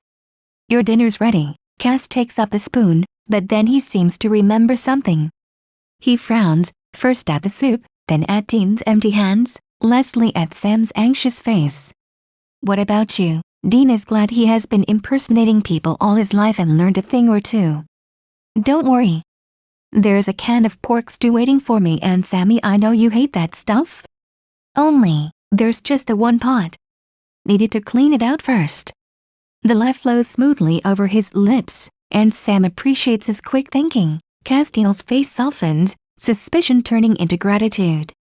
Thank you, Dean, he says, and begins to eat his food. Sam gets up, quietly rummages through his bag and returns, offering Cass 2 pills a second later, which Cass takes without comment, barely looking up from his bowl. Dean's shoulders relax visibly as he turns back to the kitchen area. He washes out the can and starts cleaning up the pot, placing it in the cupboard with the others, hoping that when Castile realizes there is no more food left to refill it, he'll already have eaten most of his ration. Sam and he can afford not to eat for one night. It's not a big deal, but for Cass, it is vital that he supplies his body with energy, even more so now that they are on a case again. Almost all of his reserves are burned up with no way of replacing them. He needs to preserve what little there's left at all cost. The problem is that Cass doesn't see it that way. When Dean comes over to collect the empty bowl, Cass can't help but notice that the stove is turned off and the brothers still haven't eaten anything. He is quick to comprehend what is going on. You have tricked me, he accuses them, starting to get off the bed and in Dean's face. Calm down. Sam reaches out a hand to stop him. You need dinner far more than we do. Cass huffs out a breath. You should not have to endure hunger because of me. It's fine, Cass. We can stock up on burgers tomorrow, alright? Just forget about it, Kay? Dean's voice is pleading to let it go, the strain of their prolonged predicament showing through. Cass looks at him for a long moment, turns to Sam and finds the same sad expression there. He lets out a breath and shakes his head. But you cannot even be sure if I can keep down the food, and then your sacrifice would be wasted. He speaks quietly, sounding genuinely puzzled. Dean sighs. Cass, this is not a sacrifice, okay? Stop going on about it. We're fine, I promise, Sam adds for good measure, and that's the end of it. They don't talk about it again, but Sam and Dean know that from now on, Cass is going to watch even more carefully what they do with their food instead of concentrating on eating himself. The next day, as the first light creeps across the horizon, they are already on the road, the rising sun at their backs. It's late afternoon when they arrive at their destination. The weather is rather pleasant, and they enjoy the fresh autumn air as they get out of the car. The town is tiny, no more than 40 houses clustered together along the main street and a couple of country lanes leading off into nowhere. Dean lets the Impala roll to a stop opposite the little white church, which must be serving as the town center. The slam of the car doors echoes loudly off the buildings in the silence. They get out and look up and down the street, squinting against the evening sun just touching the horizon. It is deadly quiet. What now? Sam asks. Dean shrugs. Now we take a look around. Find somewhere to sleep. Maybe talk to somebody. They start down the street, Sam and Dean looking left and right, scanning porches and front lawns as they pass, Cass trailing behind, dragging his feet. You know what? I don't like this, Dean announces after they have walked past a few houses, most of them sporting 2 or 3 lit windows but no inhabitants that they can see. It's barely after sunset and everybody's already out of sight. Cass suddenly stops walking. Sam, Dean. They turn to face him. I think I know what the matter is here. Look. He points at a front door that looks just like all the others, only Sam squints. There are markings on the door. Warding symbols, I think well spotted. Cass, anybody know what they are warding against? Dean sounds anxious all of a sudden, which is hardly surprising. I am not sure yet, Cass answers, but I think it best if we return to the car for the present. They walk back the way they have come. Only this time, there is urgency in their steps. Dean is fingering the Colt stuffed into the back of his jeans, gaze swiveling from side to side. Cass stops abruptly, causing Sam to almost bump into him. His head is cocked to the side and he is frowning. They follow his stare to another door. This one is different, he says slowly. It is. Dean takes a step towards the door so he can see better, but Cass' hand on his arm stops him from straying further. It is an invitation of some kind announcing food? Cass sounds puzzled. Guys, whatever. Let's think about this in the car, okay? Sam moves on in the direction of the Impala. It is impossible to tell why, but a feeling of unease seems to hang in the air, settling over them like invisible mist, and he just needs to escape it. While they sit in the car, debating what to do next, darkness falls around them. More lights come on in the building, so there are obviously people around, but it remains eerily silent. That is, until the screaming start, the first human sound they have heard since they came here. Damn! Dean is out of the car in an instant, Sam following behind. Cass looks indecisive for a moment before he starts jogging after them. It's only a few houses down the road, but by the time they have reached the marked door, from behind which the screaming seems to originate, the noise has stopped. Dean points at himself and Sam, motioning for Cass to stay behind as they carefully ascend the steps to the porch and take up positions either side of the door. The brothers' eyes meet, Dean folding in the fingers of his upheld hand one by one, counting down from 3. They burst into the building, wood splintering, guns out. There is blood on the floor, obviously freshly spilled, but whoever it belongs to, and whatever has spilled it, is clearly gone. Regardless, Sam and Dean silently search the house while Cass guards the door. It is only a small one-story building with a tiny cellar, and so it doesn't take long. They find nothing else out of place. No sign of a fight, no sign of forced entry, no more strange markings of any kind. After about 15 minutes they come to the conclusion that there is nothing more to see here apart from the bloody puzzle that has presented itself to them. On their way down the front steps, Sam's head suddenly comes up. Do you notice something weird? Dean looks at him. What's not weird here, Sam? Cass frowns as if he had just noticed something off too. There are no people here, he says. State the obvious, Cass. Dean murmurs. That is not what I meant. I am sure that what Sam is referring to is the circumstance that, despite the commotion, no one has come to investigate. Dean lets his gaze wander over up and down the street again, this time more slowly. Huh. You're right. This seems highly unusual for a town of this size, Cass continues with Sam nodding along. Exactly. After another sweeping look around, Dean's eyes settle on the Impala parked a little distance away. You know what? Let's get out of here. We can puzzle this out someplace else. They find a little motel in the next town 12 miles away. It isn't the most convenient solution, forcing them to drive back and forth, but it is sufficient. Sam is a bit annoyed that the internet connection is so bad, though, which means that searching the web for more clues takes about thrice the time it normally would. They are unable to come up with a suitable explanation for the events of the evening, which means they will have to do research. Dean is not looking forward to it, but since Sam does most of the work, he figures he'll survive. Cass sits quietly in the corner of the room, looking pensive. From time to time, his face twitches like he wants to grimace but is keeping himself in check.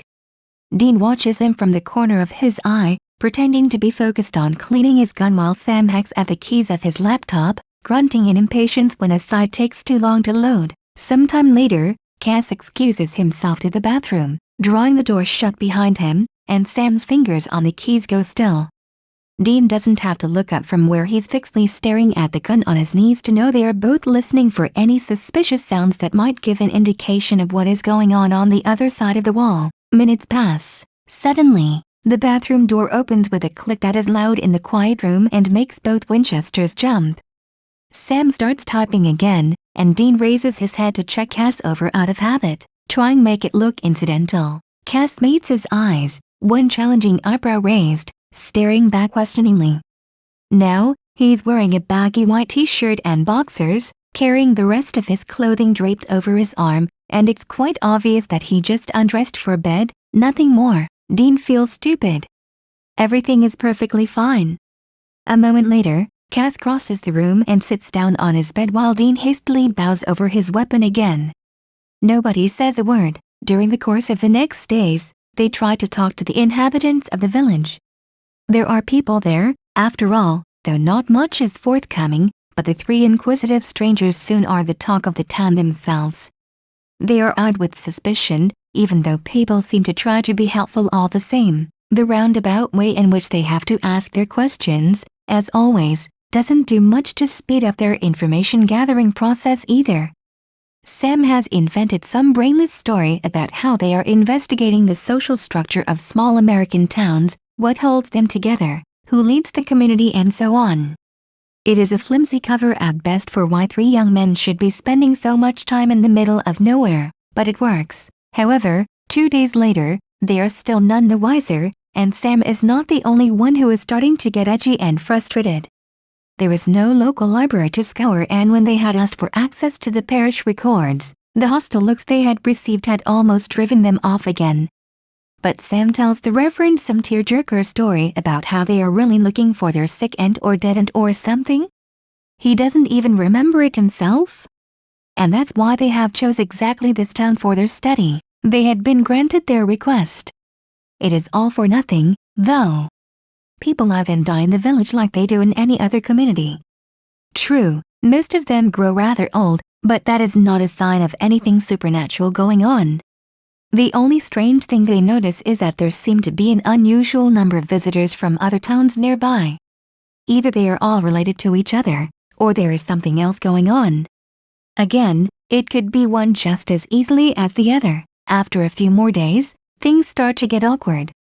What looked like simple ignorance of the townsfolk about anything strange going on turns out to be a strict policy of non-information. They have eaten 2 meals a day in the same diner, bought their supplies from the same grocer because there is none other around, driven down the same road between the motel and the village dozens of times, and Dean is pretty sure they talk to everybody in and around the town of their interest. Twice. If it were up to him, they would long be out of there again, but Sam has this feeling they are on the right track, and Cass seems to be content to go along with him. The first real sign of things moving along appears that night when they are on their way back to the motel and driving down the now familiar main street. Sam suddenly straightens up in the passenger seat, his head turning. "Dean, stop. What is it?" Dean haphazardly parks the Impala on the side of the road, getting dangerously close to a picket fence. "There's light on in that house we broke into." Cass follows Sam's gaze. "Indeed there seems to be," he states needlessly. Sam continues, excited.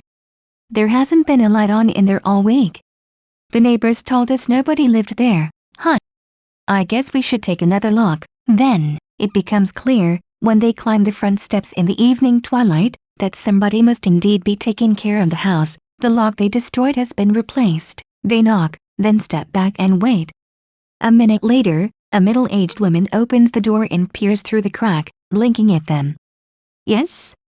she says, her eyes straying from the 3 strangers on her front step to look up and down the street. Sam jumps straight into character, a friendly, slightly awkward surveyor.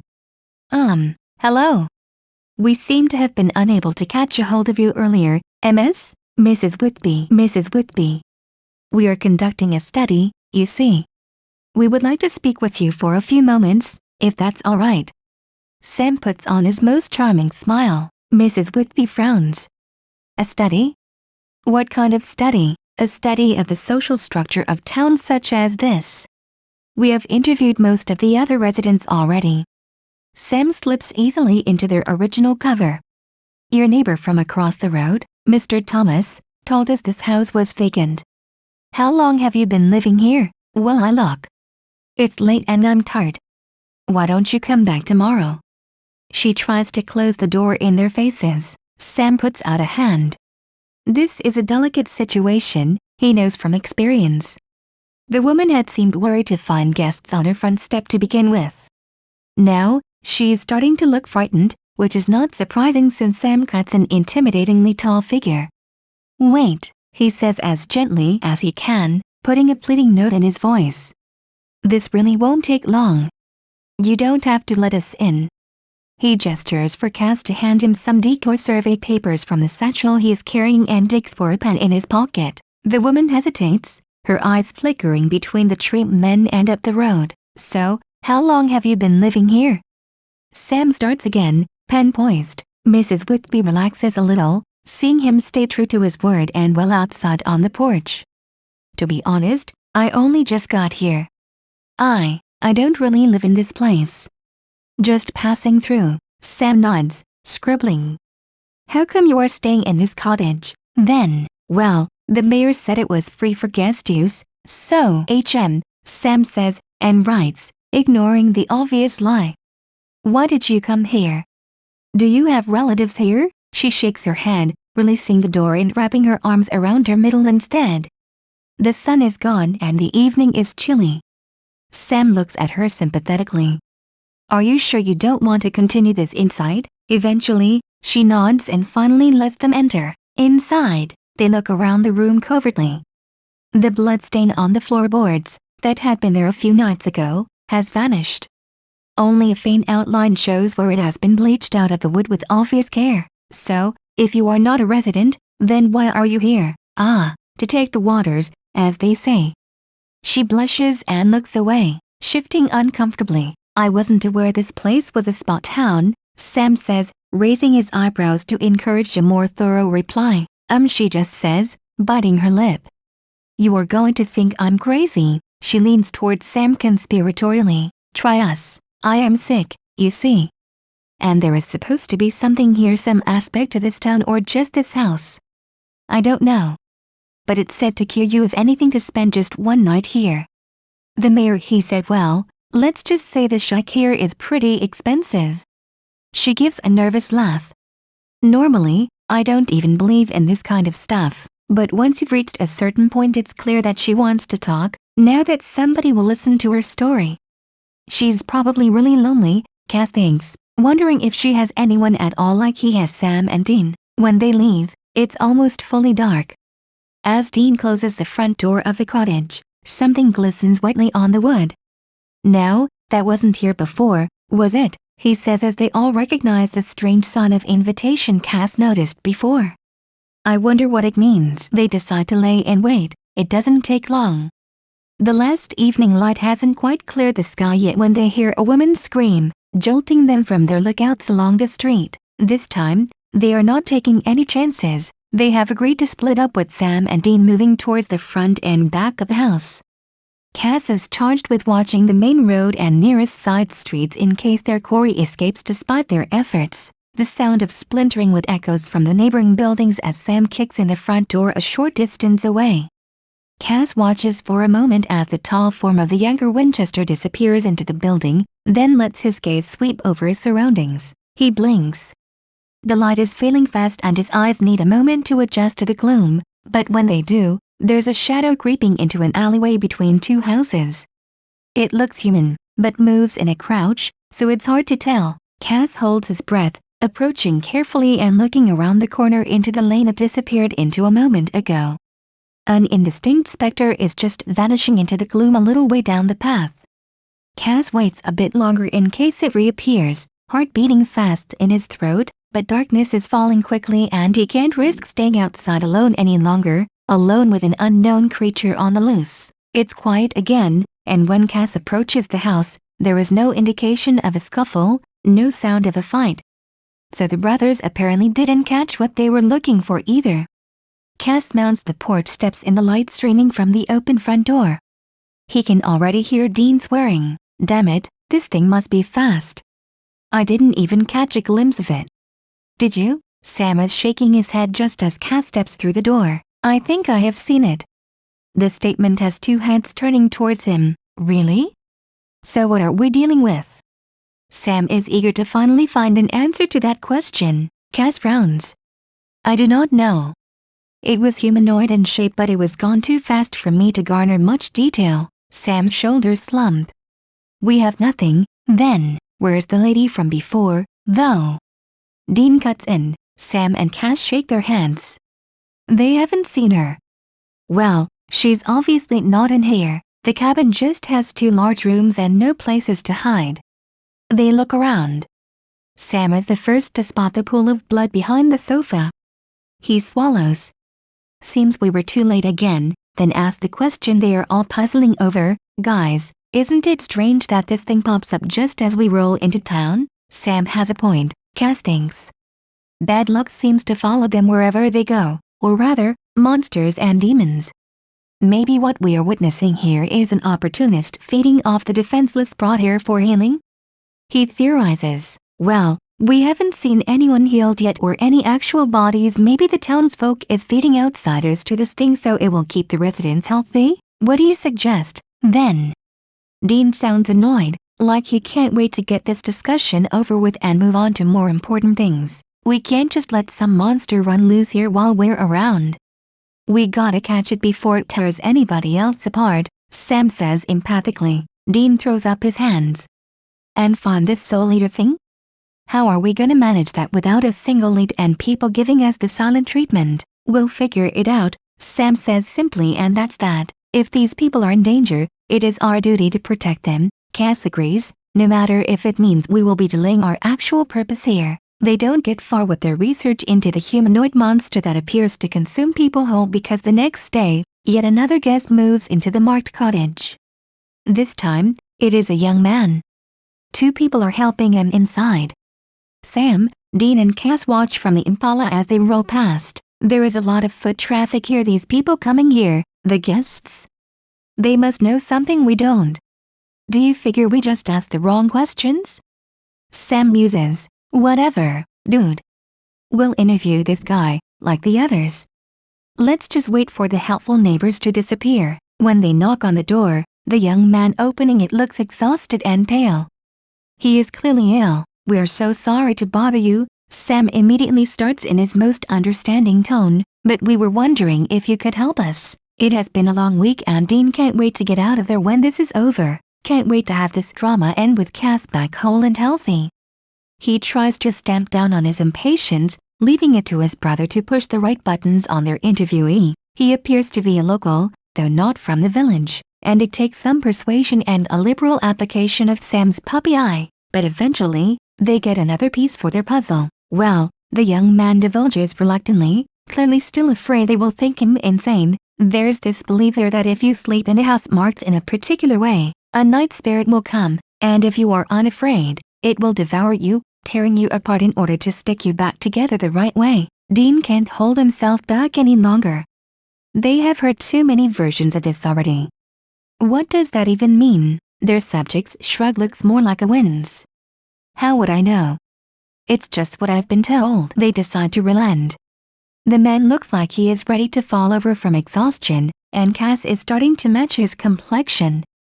Time to go. Thank you very much for your time, Sam says politely as they get up to leave. They don't go far, though. We should keep an eye on this place, Dean murmurs as they walk down the front steps. The rest of the day feels like J.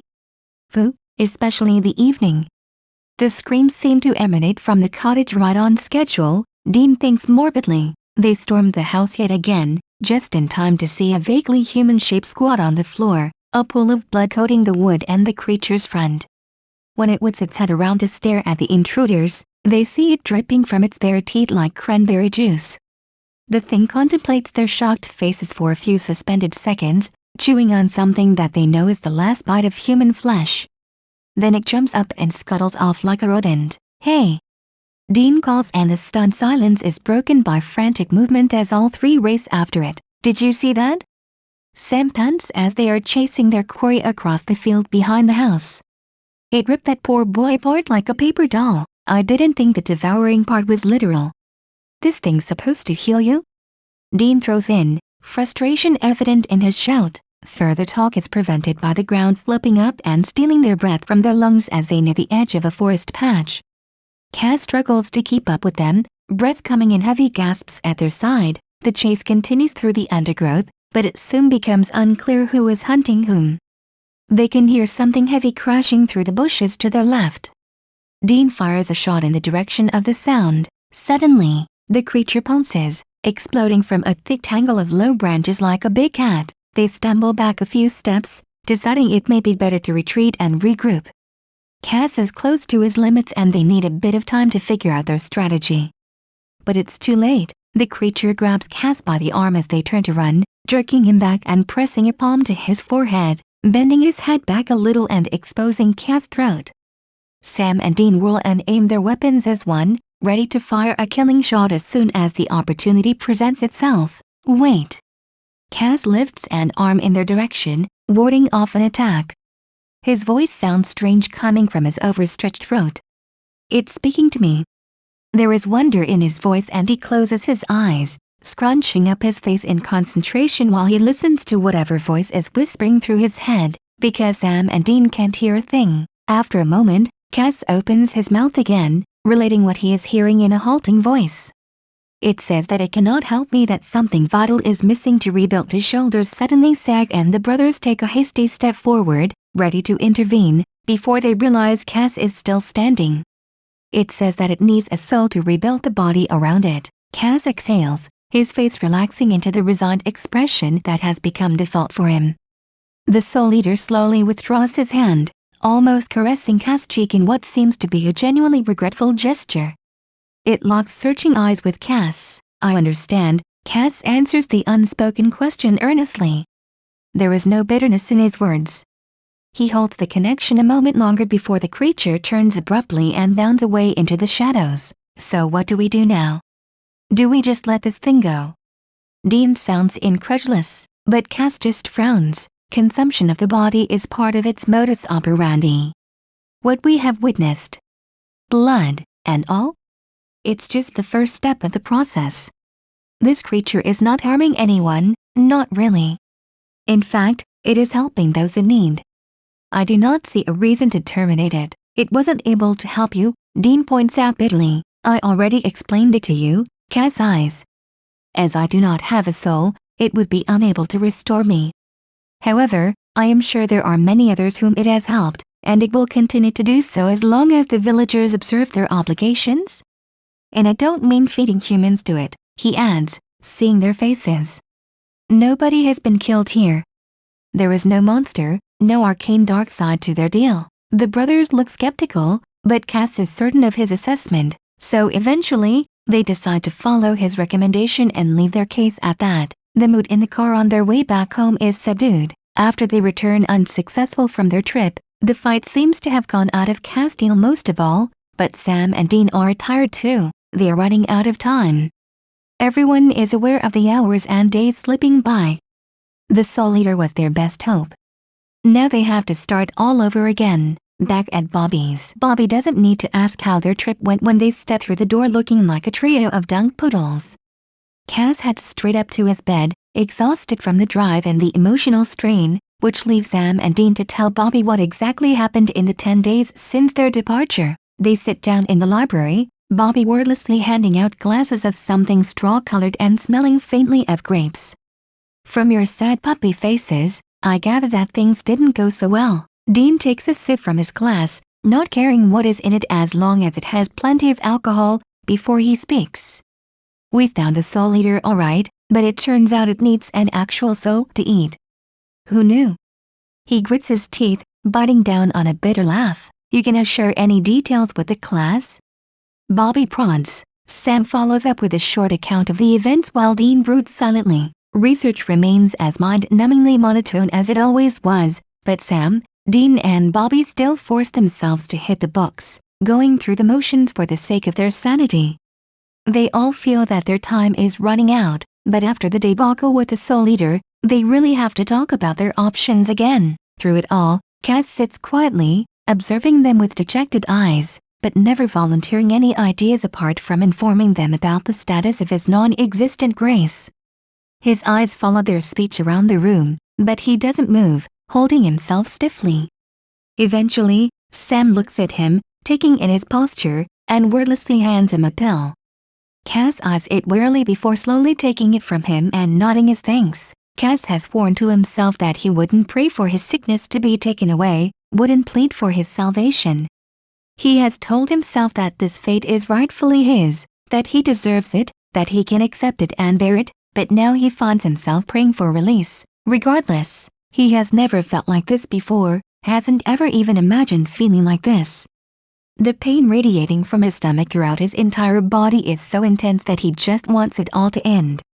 For the first time in his whole existence, he thinks he begins to understand why people sometimes take their own lives to escape agony like this, as he writhers under the sheets, groaning and biting his knuckles, and trying his best not to scream. His t-shirt and pants are soaked through with sweat and he can feel his hair plastered to his forehead with moisture like he has just come out of a bath.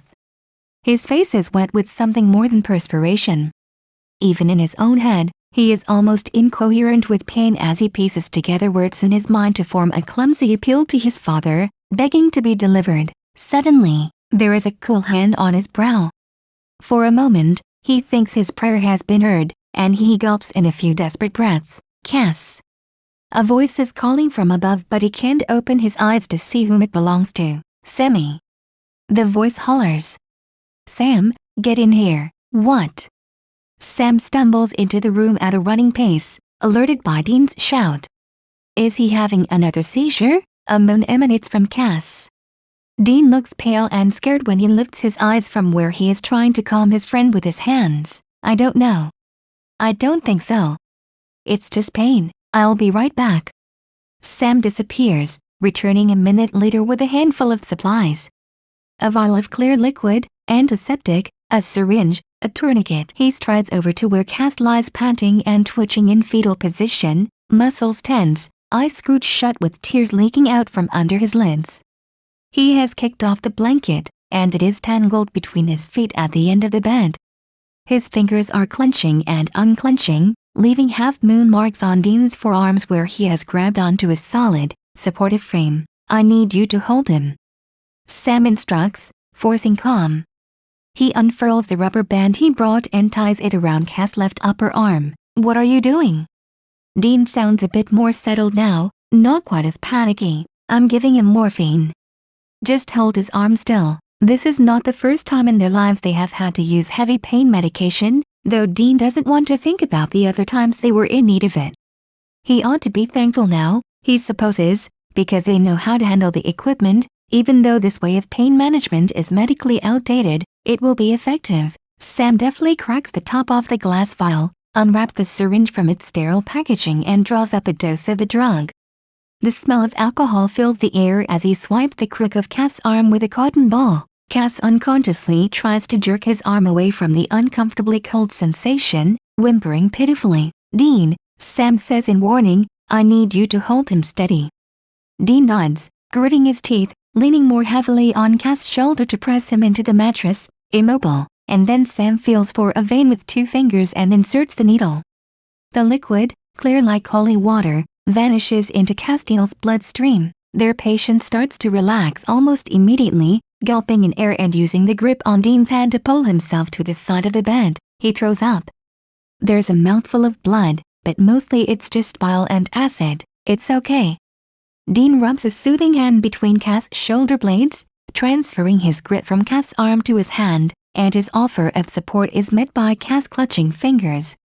The retching subsides. Sam re-enters the room, bringing a bucket and a wet cloth. Dean hadn't even noticed him leaving. They share a look over Cass' bowed head. Sam's eyes glisten suspiciously and Dean gulps down the knot in his throat. When Cass has settled down a bit, Dean withdraws his hand, almost squeezed numb, from Cass and is shocked to find it's shaking. The tremors travel up his arm, and soon his whole body is trembling with the aftershock of what he just witnessed. I think I need a drink. He hurriedly scrambles up off the floor and strides out of the room. Sam has pushed back Castile's sweat-soaked hair and is gently whipping Cass' face with the cloth he brought, clearing away the trails of vomit and blood on his chin and dabbing at the tear tracks on his cheeks. Earlier, he was too high on adrenaline to notice, but now, he realizes with a clenching of his heart that he has never seen Castile cry before today. The last time he had seen him look this bad was right before they sent the souls back into purgatory. The sight before him is an unsettling reminder of that. Cass has relaxed somewhat and Sam thinks he just might have slipped into blissful unconsciousness, if not sleep, when he puts away the stained flannel. He sits back on his heels from where he is kneeling on the floor and takes a minute to breathe. Thank you. The whisper is so quiet that Sam might have thought he only imagined it if he hadn't seen Castile's lips move. Sam feels his face contort, tears suddenly stinging his eyes. Shh. You are welcome, Cass, he murmurs back almost as quietly, stroking Cass' shoulder. Try to relax, okay? Cass gives an almost imperceptible nod. Sam watches for a few more minutes until he's sure Cass is actually asleep, before he places the bucket in the spot where he just cleaned the vomit off the floorboards and silently unfolds himself to stand and leave the room. He only half closes the door when he goes to find Dean. Hopefully, his brother has not discovered the whiskey bottle he hid just this morning behind the dresser in the living room to prevent him and Bobby from damaging their livers any further. He hasn't. Sam soon finds out, because Dean intercepts him at the foot of the stairs. "Where did you put it, Sammy?" Sam just shakes his head. "Damn it, Sam. I can't take this, okay?" Dean swallows thickly. Sam chooses to sidestep the issue of Dean's alcoholism. It has never done any of them any good to debate it, anyway. "I think he's asleep now." That was some serious breakthrough pain. Hopefully, he'll feel better when he wakes in a few hours. He can see Dean wanting to give a biting answer, but his brother keeps himself in check, visibly struggling to be rational and pour calm into his voice. "I was hoping we wouldn't have to use that stuff, you know. For his sake. That it wouldn't be this bad." He runs a hand over his face and it's only now that Sam notices that his eyes are round and red. Dean looks exhausted, like he hasn't slept in days, which he probably hasn't, not properly, at least. Now that the adrenaline has ebbed off, his overtaxed nerves begin to show and Sam imagines he himself doesn't look much better. He puts a hand on Dean's shoulder. "We better go tell Bobby." Dean shakes his head. "You go tell him. I'll go and sit with Cass." His tone brooks no argument, and Sam lets him ascend the stairs again. He is glad that this didn't happen the day before yesterday, when they were still on the road with nowhere to run. They let Cass sleep, checking in on him every hour during the night. Even Bobby takes the time to stand in the doorway and watch Cass for a few minutes, making sure he is comfortable. Cass doesn't wake up, but his breathing is deep and even, and they don't see any indication for concern. The next morning, Dean is making coffee while Sam and Bobby share the newspaper at the kitchen table. "Good morning." Cass appears, awkwardly leaning in the doorway. His face is pale and there are dark circles under his eyes. His hair is mussed. He looks at them from under his lashes, unsure of what to do. "You okay?" asks Dean the same moment Sam says Cass. "How are you feeling?" Bobby hooks a foot around the leg of the third kitchen chair and draws it out from under the table. "Sit down, son. You look like hell." Cass takes the offer. He winces slightly as he settles himself. "I am fine, thank you." Dean peers at him with an expression that says he doesn't believe him at all, but stays quiet for the moment. "So, what exactly happened?" Bobby inquires, folding up his portion of the paper. "The boys only told me you had a serious bout of breakthrough pain." Cass looks down at his hands, clasped together on the tabletop. "I do not remember it clearly, but that seems to be what has transpired." He lifts questioning eyes, searching out Sam and Dean. "We had to give you morphine." "You were in pretty rough shape," Dean informs him. Sam nods, looking serious. "You gave us quite a scare, Cass. If it gets this bad again, you have to tell us. You can't have painkillers. You don't have to suffer." Cass doesn't tell them, but he feels like it was just as much their presence, their support, that soothes his burning nerve endings, as it was the morphine. He thinks Dean wouldn't approve of such soft sentiments. Instead, he inclines his head. "I will attempt to remember it." Bobby slaps his hands on the table. "Good. Now that's out of the way, how about breakfast?" "Where's that coffee, Dean?" That night, after Cass has gone to bed, Bobby calls for an emergency meeting.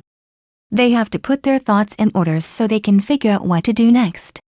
The shock from last night still sits deep in their bones and the mood is subdued. Cass, in his state of mind, is obviously not going to be any help to them. "You've been back for almost 3 days. Any new plans so far?" Bobby's question is met by a pair of shaking heads. "Well, me neither. This is turning out to be a tough one." Sam sighs. "Cass is running out of time. We've already talked this through so often it feels like permanent J. Woo.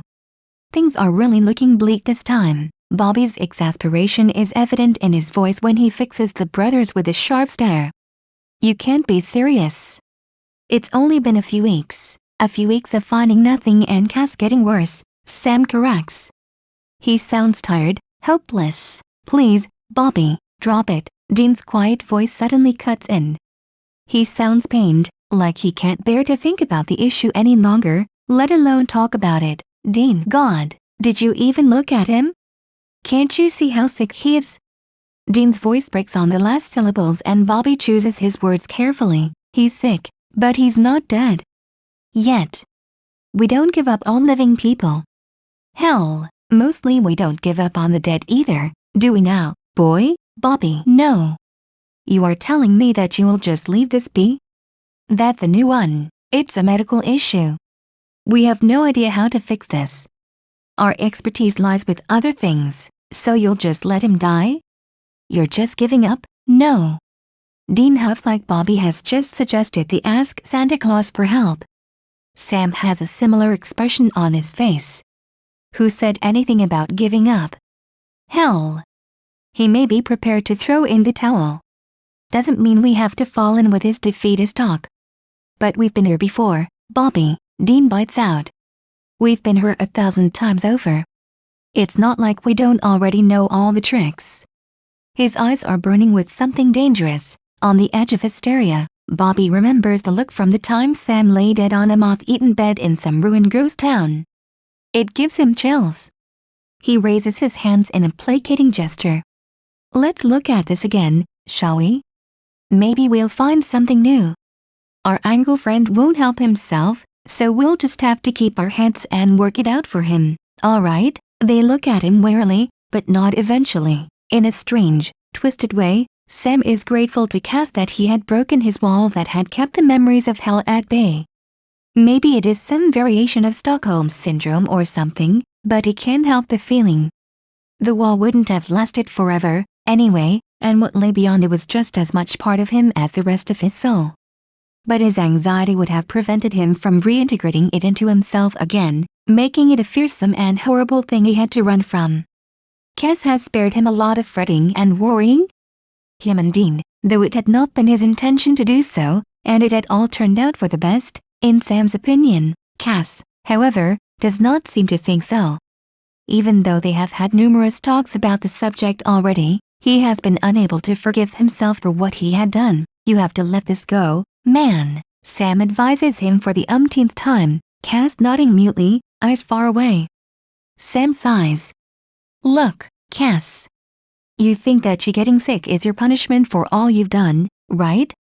Maybe I deserve to live with these memories.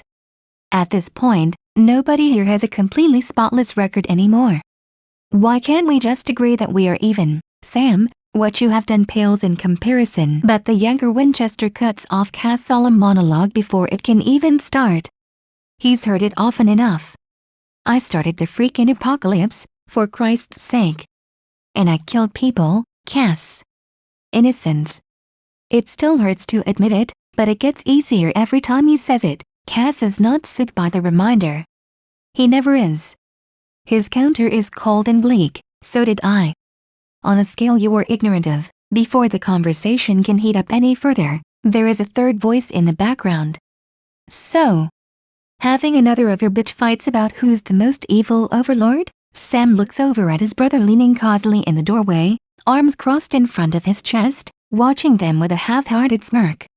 He looks both bored and angry. Sam glances back at Cass, who has closed his mouth and has turned his head away, chin lifted up defiantly. You know what? Dean says when nobody seems to be willing to speak. Maybe we should all go and drown ourselves in the bathtub. To rid the world of our ugly mugs. He's only half joking, Sam knows. The way Cass winces slightly and lowers his head at the words makes it evident that he too is aware of the elder Winchester's own feelings of guilt. Sam can't help it. He starts to chuckle, pressing a hand to his mouth. Dean narrows his eyes at him. What's so funny? He snaps, making Cass look up wearily, hunching his shoulders as if he is expecting a blow. Us. We are funny. A pathetic little bunch, Sam explains. Oh, you took this long to figure that out? Dean scoffs and shakes his head. Man, something's seriously wrong with us. Despite Sam's successful attempt to lighten the mood, Dean remains pensive. Just now, standing in the doorway watching his brother and his friend, he realized something. He sort of envies the long talks Cass and Sam have nowadays.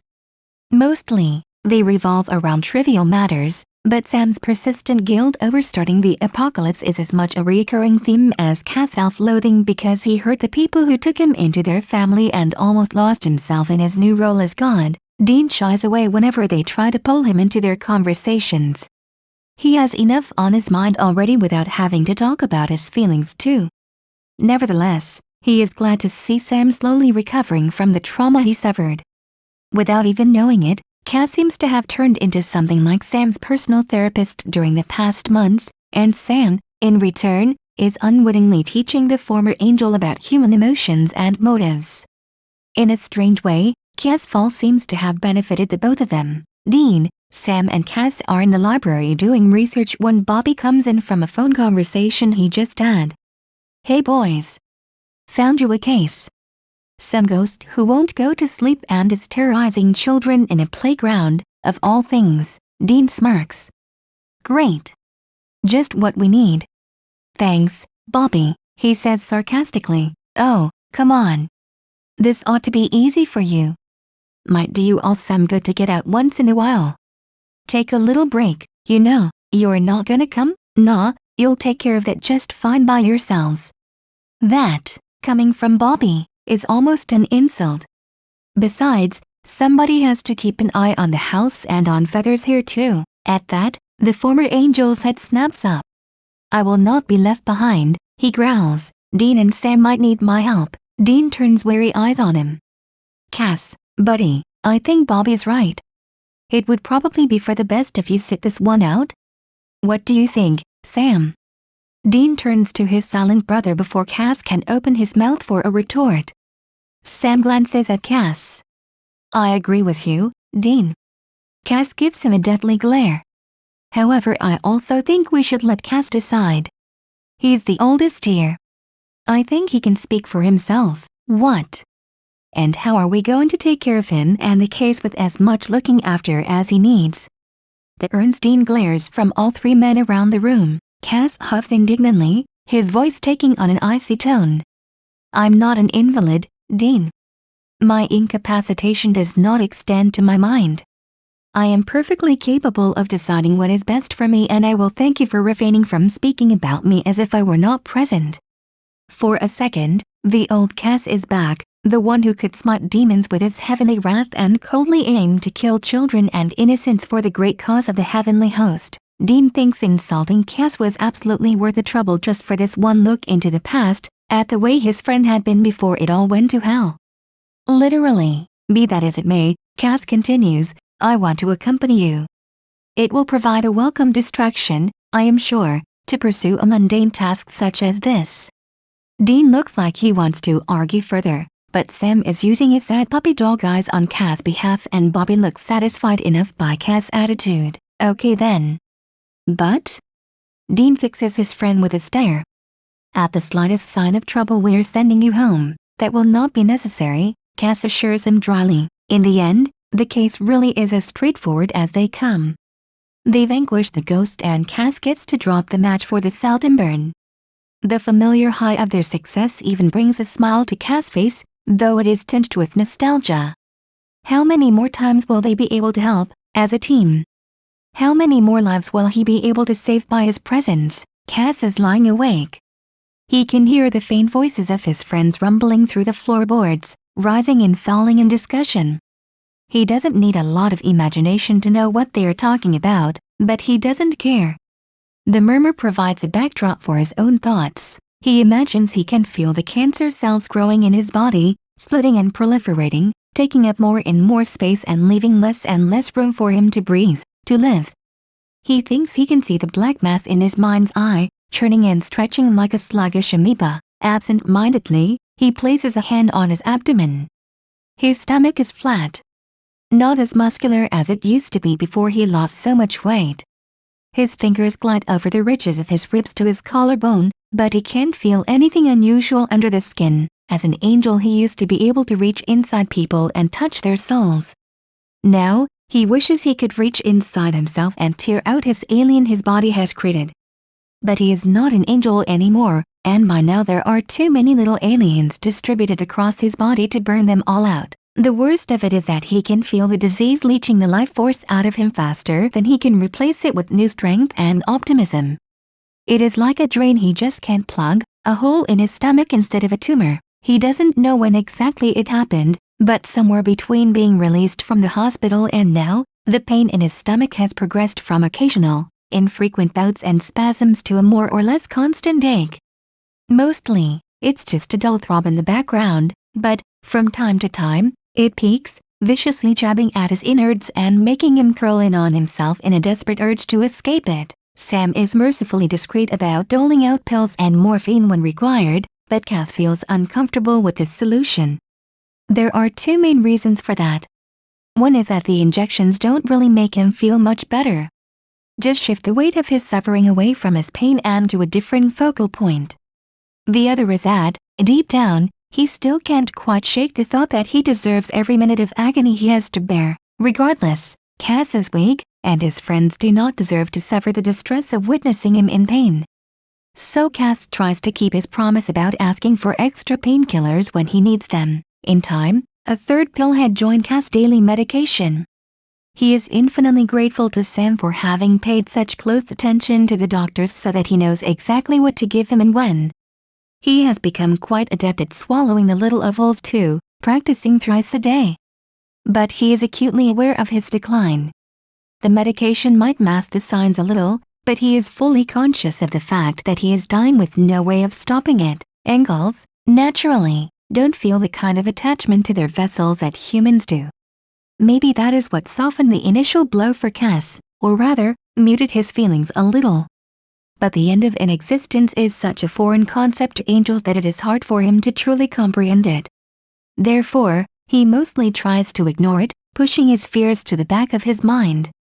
So, the others are afraid for him. Still, deep down inside, under all the layers of guilt and dejection, Cass is also angry. There remains a spark in him that tries to combat his depression and resignation to his fate, but somehow, he doesn't feel entitled to his fury. He has no right to complain, he tells himself again and again. It is like back in the day with Uriel, when Cass was still following what he thought were God's orders. He had felt conflicted then too, rage simmering almost constantly just under the surface after he had met Dean, frustration with himself and his inability to just believe in the face of what he had learned during the short time he had known his human charge. Talking with Sam helps. He seems to understand Cass on a fundamental level. To ever have thought him rotten or evil when Sam is such a quintessentially good person is another regret fueling Cass' anger. None of them deserve any of this. But who is he to judge? Sam sighs, tiredly rubbing at the corners of his burning eyes, and closes the book he has been reading without getting any results. He stands to put it back on the shelf behind Bobby's desk and pulls out yet another ancient tome. The leather covers creak ominously as he opens it in his lap, leafing through the brittle pages. The writing blurs before his eyes, words melting into blobs of ink. Yet he's reluctant to give up in a search for some clue they might have missed the first few times. He squints, forcing the letters into focus, but they don't make much sense to his tired and frustrated brain. After a few more minutes he has to accept defeat for now. He puts the book down, reluctantly preparing to take a break that they can't afford, Cass can't afford, but Dean has long gone to bed, probably passed out in an alcohol-induced daze of resignation. Cass is probably already halfway through his night's sleep. Somewhere down the hall, Sam can hear Bobby shaking his bed with snores. Sam thinks he is too tense to sleep, that the worry will keep him awake. Images of Cass, pale and drawn, linger in his mind's eye, and a crushing feeling of hopelessness settles onto his shoulders, digging in its vulture's claws. The book slips from his hands, landing on the carpet with a muffled thud, and sleep claims him. After all, exhaustion finally winning over anxiety. Bobby's sofa is as good a place to crash as any, and so that's what Sam does. It's still dark when Sam wakes up again, but the sky outside is already beginning to glow faintly. He wonders what woke him as he brushes the hair out of his face and the sleep from his eyes. There's a sound in the upstairs bathroom that he has grown all too accustomed to in the past weeks. He gets up from the sofa and carefully makes his way up the dark stairs. A sliver of light is falling through the half-open bathroom door and illuminates the floorboards just a little. Sam silently pads up to the door, pushing it open to reveal Cass crouched next to the toilet in a sweat-dampened t-shirt and boxers that look like harem pants on his slim hips, just barely clinging to his jutting hip bones. Cass' shoulders tense for a moment as if he is expecting Dean or Bobby to enter, but relax when he lifts his head to find Sam in the doorway. His eyes, sunken and watery, follow Sam on his path across the room. Sam squats down next to him, feeling like he might shatter at any moment at the sight, but he swallows back the tears at Cass' pleading look. Instead, he goes to prepare a wet washcloth at the sink, returning to Cass' side and rubbing his back through another bout of retching before offering the damp cloths to him. Cass nods his thanks, trying to catch his breath. "Maybe we should up the dose of your antiemetics," Sam says quietly while Cass dabs at the acid coating his lips. "You can't go on like this. More medication would probably be appropriate," Cass agrees. His voice doesn't sound as hoarse or weak as Sam expected it to be, which calms him a little. With that cleared up and Cass' bout of vomiting seemingly subsiding, Sam leans back a little so he can sweep his eyes over Cass' bowed form. "You okay to go back to bed?" "Yes. Thank you, Sam." The sincerity in Cass' tone stings. Sam tries to brush it off. "Anything I can do to help, man?" He unfolds his bulk off of the floor, turning to make his way to bed too. They silently agree not to tell Dean about their nightly rendezvous. The decision comes gradually. Like falling asleep, Castile thinks. It takes a long time to drift towards unconsciousness, but in the end, it's just one moment, 1 second you're there and the next you're not. That is how he would describe the process, which led him to the conclusion that he is too tired to fight anymore. Or maybe he is waking up, finally opening his eyes to the bleak reality. He could hear death beckoning to him, its call resounding in his very bones, deep and patient and avoidable. Sometimes he feels like he can already see the other side from where he stands, even though he knows perfectly well that for him, there is none. He doesn't indulge himself with imagining one either. Facing the facts has always been the way he worked. When he tries explaining it to Dean, things don't go well. "You can't be feeling guilty enough to want to die," Dean exclaims, exasperation and frustration evident in his voice. It's as if Dean willfully refuses to comprehend his meaning. "Have you never done anything you regretted so much you did not know how else to atone?" Cass inquires, his patience fraying. "Not enough that I wanted to die," Dean all but shouts back. Cass doesn't believe him, but that is beside the point. "I never said I wanted to die. I am merely accepting my fate as a fitting sentence." "How can you be like this? How can you be so fucking calm about all this?" Dean rages, clearly desperate. "How can you just take this?" Cass snaps a bit at that. Can't Dean see that this is hard for him too? "Do you want me to suffer?" he asks pointedly. "Do you want to see me suffer?" Dean's answer is not what he expected. "I don't know," he fires back. "Maybe if I saw that you cared about your own life as much as we do, I'd know you're okay. This way there could be anything going on inside your head, Cass. I don't understand you. How can you be so willing to give up on us?" How he breaks off again, voice cracking. His eyes are pleading, imploring Cass to deny what Dean's heart is finally beginning to realize. Cass is trying to project a picture of serenity. Maybe if he acts like he is unafraid, Dean will have an easier time accepting his conclusion. "My existence has been almost infinite compared to yours. However, would it not be enough for me?" But an overwhelming feeling of powerlessness steals the words Dean might have said. Cass is right, of course. Dean knows that perfectly well.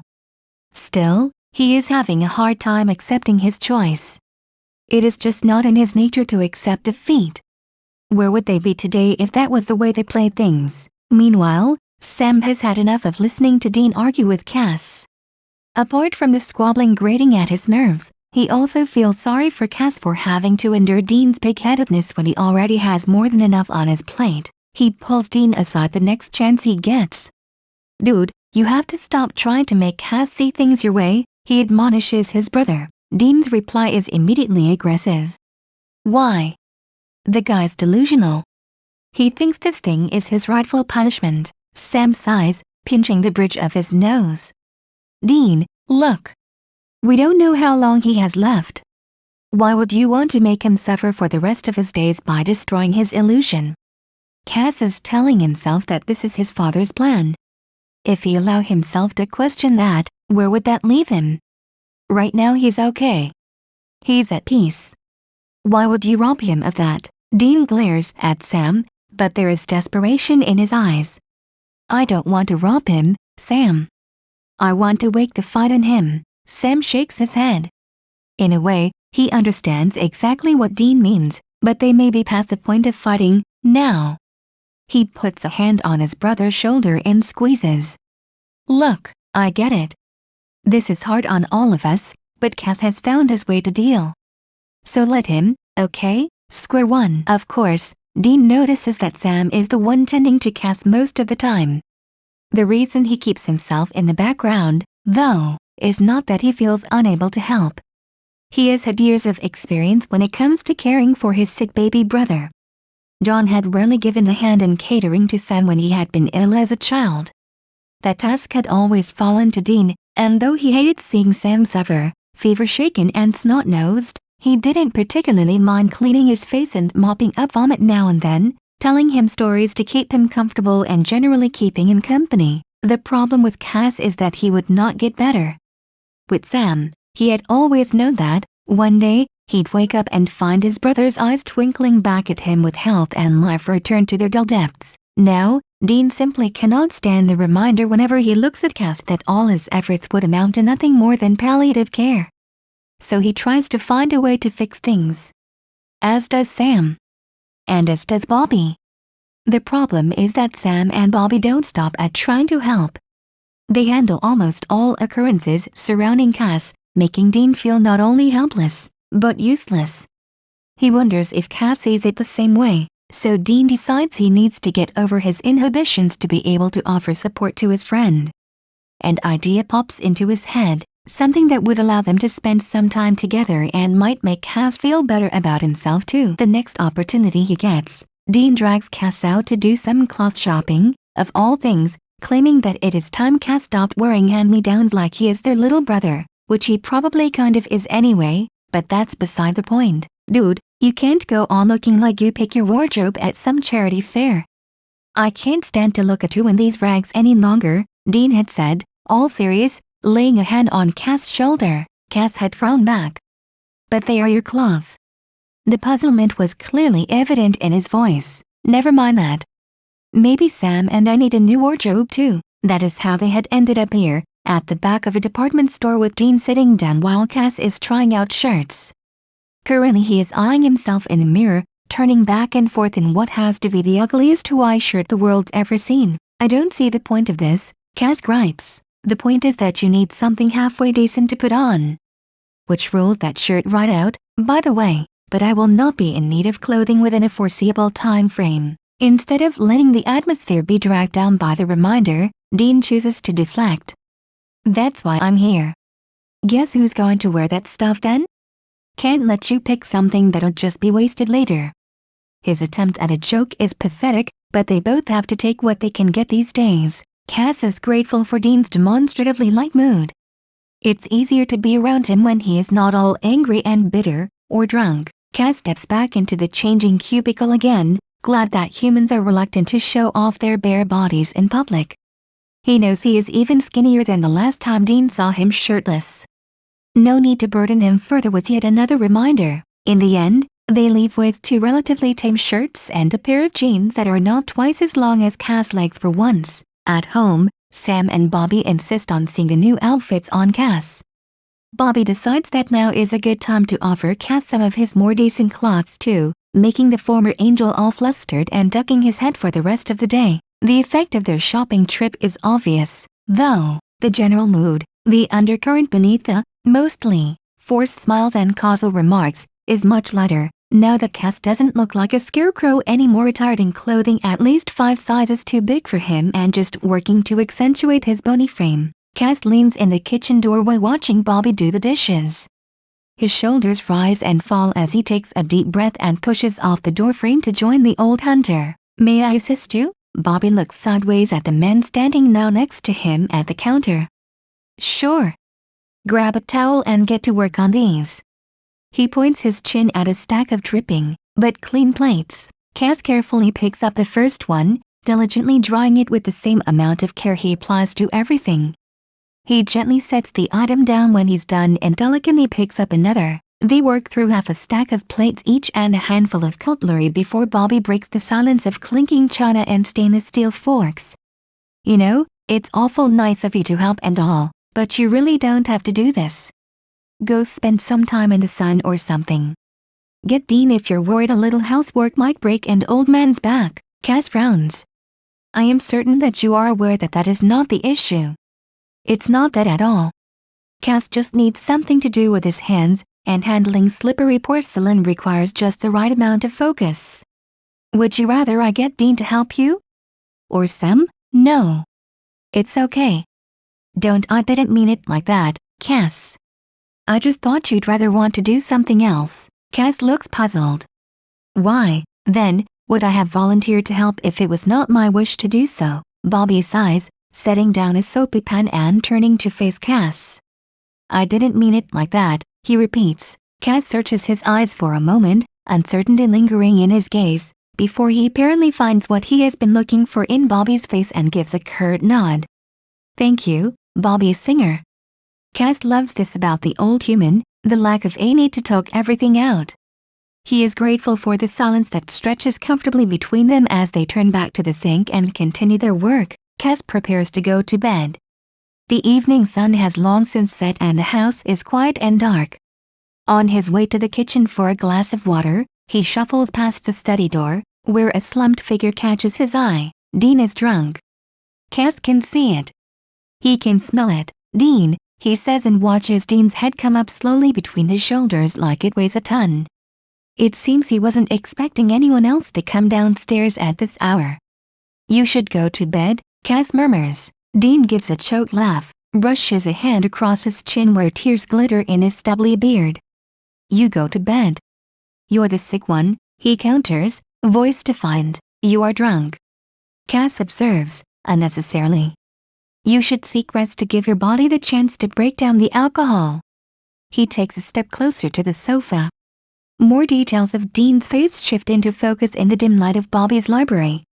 Dean doesn't bother to come up with an answer to this, so Cass approaches further still. Dean watches him out of worry, red-rimmed eyes, observes Cass settling into a chair opposite him. You should really? The angel starts. No. Dean interrupts him, voice slightly slurred. Don't, Cass. Don't waste your time telling me what to do. I am not wasting. And suddenly Dean is erupting. But you are. You've wasted all your time on me. On Sammy and me, and look where it's brought you. Cass briefly considers getting up to put a hand on Dean's shoulder, right over the mark he left there, to calm him down, but he dismisses the thought. I am aware of my actions and their consequences, he says instead, hoping his rational calm will infect Dean. It doesn't, but it's not fair. Dean presses through locked teeth, voice rough and shaking. His eyes are filling. Just as Castile is watching, the first tear detaches itself from Dean's wet lashes and drips onto his cheek. Why you? Why make you pay like this when you are no more or less guilty than any of us? Why? Dean gulps in a breath, then another before he clamps his teeth down onto the oncoming sobs. It's not fair. Dean grits out again, forcing the words past clenched teeth. More tears are welling up in his eyes, falling thick and fast like autumn rain. Tears of anger, of desperation. There is no sense in arguing with him in this state. Dean, you are drunk, Cass repeats gently. So what if I am? You need rest. Castile is avoiding the real issue, but it would be of no use to discuss it while Dean is in this state. Dean, however, refuses to be deterred or consoled. Don't you get it? I can't lose you again. I can't. You and Sammy and Bobby? You three are all I have. You, if you're gone, who's gonna help me look after them, HM? Trying to guilt Cass into not dying is a new one. Cass doesn't know what to say to that, so he stays quiet. Dean carefully watches his face, his lower lip quivering. Cass observes his friend clench his jaw muscles to suppress it. It will be okay, he says eventually. Bobby and Sam will be there for you. You'll be fine. But how long will it be before something comes along that snatches them away too, HM? How long? Cass' eyes, pity rising inside him, warm and sticky like syrup, pity for the man in front of him who has lost so much, has given up so much and is still required to let go of yet even more. Dean, Cass says, and stops there, for what else could he add? They lock eyes for a moment during which whole conversations seem to go on between them. Dean's shoulders slump. His head sinks. I just wish things were different. His voice is so small, so lost. It strikes something within Cass. I know, he say, so do I. But things are as they are. A pause ensures. Cass' eyes. Come on. Let's get you to bed. Dean glares at Cass, eyes desperate and pleading, but he doesn't open his mouth, clearly afraid he'll start sobbing in earnest if he allows his jaw muscles to loosen. He just sits there, staring. Cass stands. Wait here, Sam? Cass asks tentatively, knocking on the door frame to their room. Sam, I need your help. Sam looks up from the book he's reading. Sure, Cass. What is it? It's Dean. Cass can't say it, can't tell Sam that Dean is sitting downstairs in the library, drunk and seemingly unable to stop crying, refusing to let himself be comforted. Sam's brow instantly creases in worry. What is it? He repeats. I cannot seem to convince him to go to bed. Cass knows his dry statement would be ridiculous if he were talking to anybody else. Sam just frowns, then comes over to Cass, who turns to lead the way down the hall. On the stairs he does realize he should probably explain at least a little of what is going on. I think Dean found the liquor bottle you hid. It seems to have caused painful thoughts to rise to the surface. Sam grunts. He knows what that means. But when they enter the library, Dean lifts his head and his face is dry. His eyes look puffy and swollen still, but he is definitely not crying anymore, just looking extremely tired. Think I'll head to bed, he says as soon as his eyes come to rest on his brother. He gets up, swaying slightly and makes his way past them, careful not to touch either of them. Sam catches Cass' eye. What was that all about? Cass answers eloquently. Sam wipes a hand across his face. You know what? Never mind. Maybe we should have some of that liquor too, and then head up to bed. You look like you could use the sleep. The next day, Dean's mood has darkened even further. Sam and Bobby have both tried for a heart-to-heart to clear the air, but Dean had fled to tinker passive-aggressively with the Impala. Things can't stay as they are, however.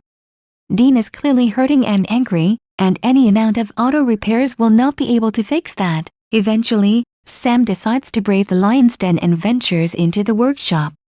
Music is blaring from the stereo, but it is not accompanied by the noise of a working mechanic. Dean, he calls tentatively as he approaches the open hood of the car, where he finds his brother just staring at the engine. Leave me alone, Sam.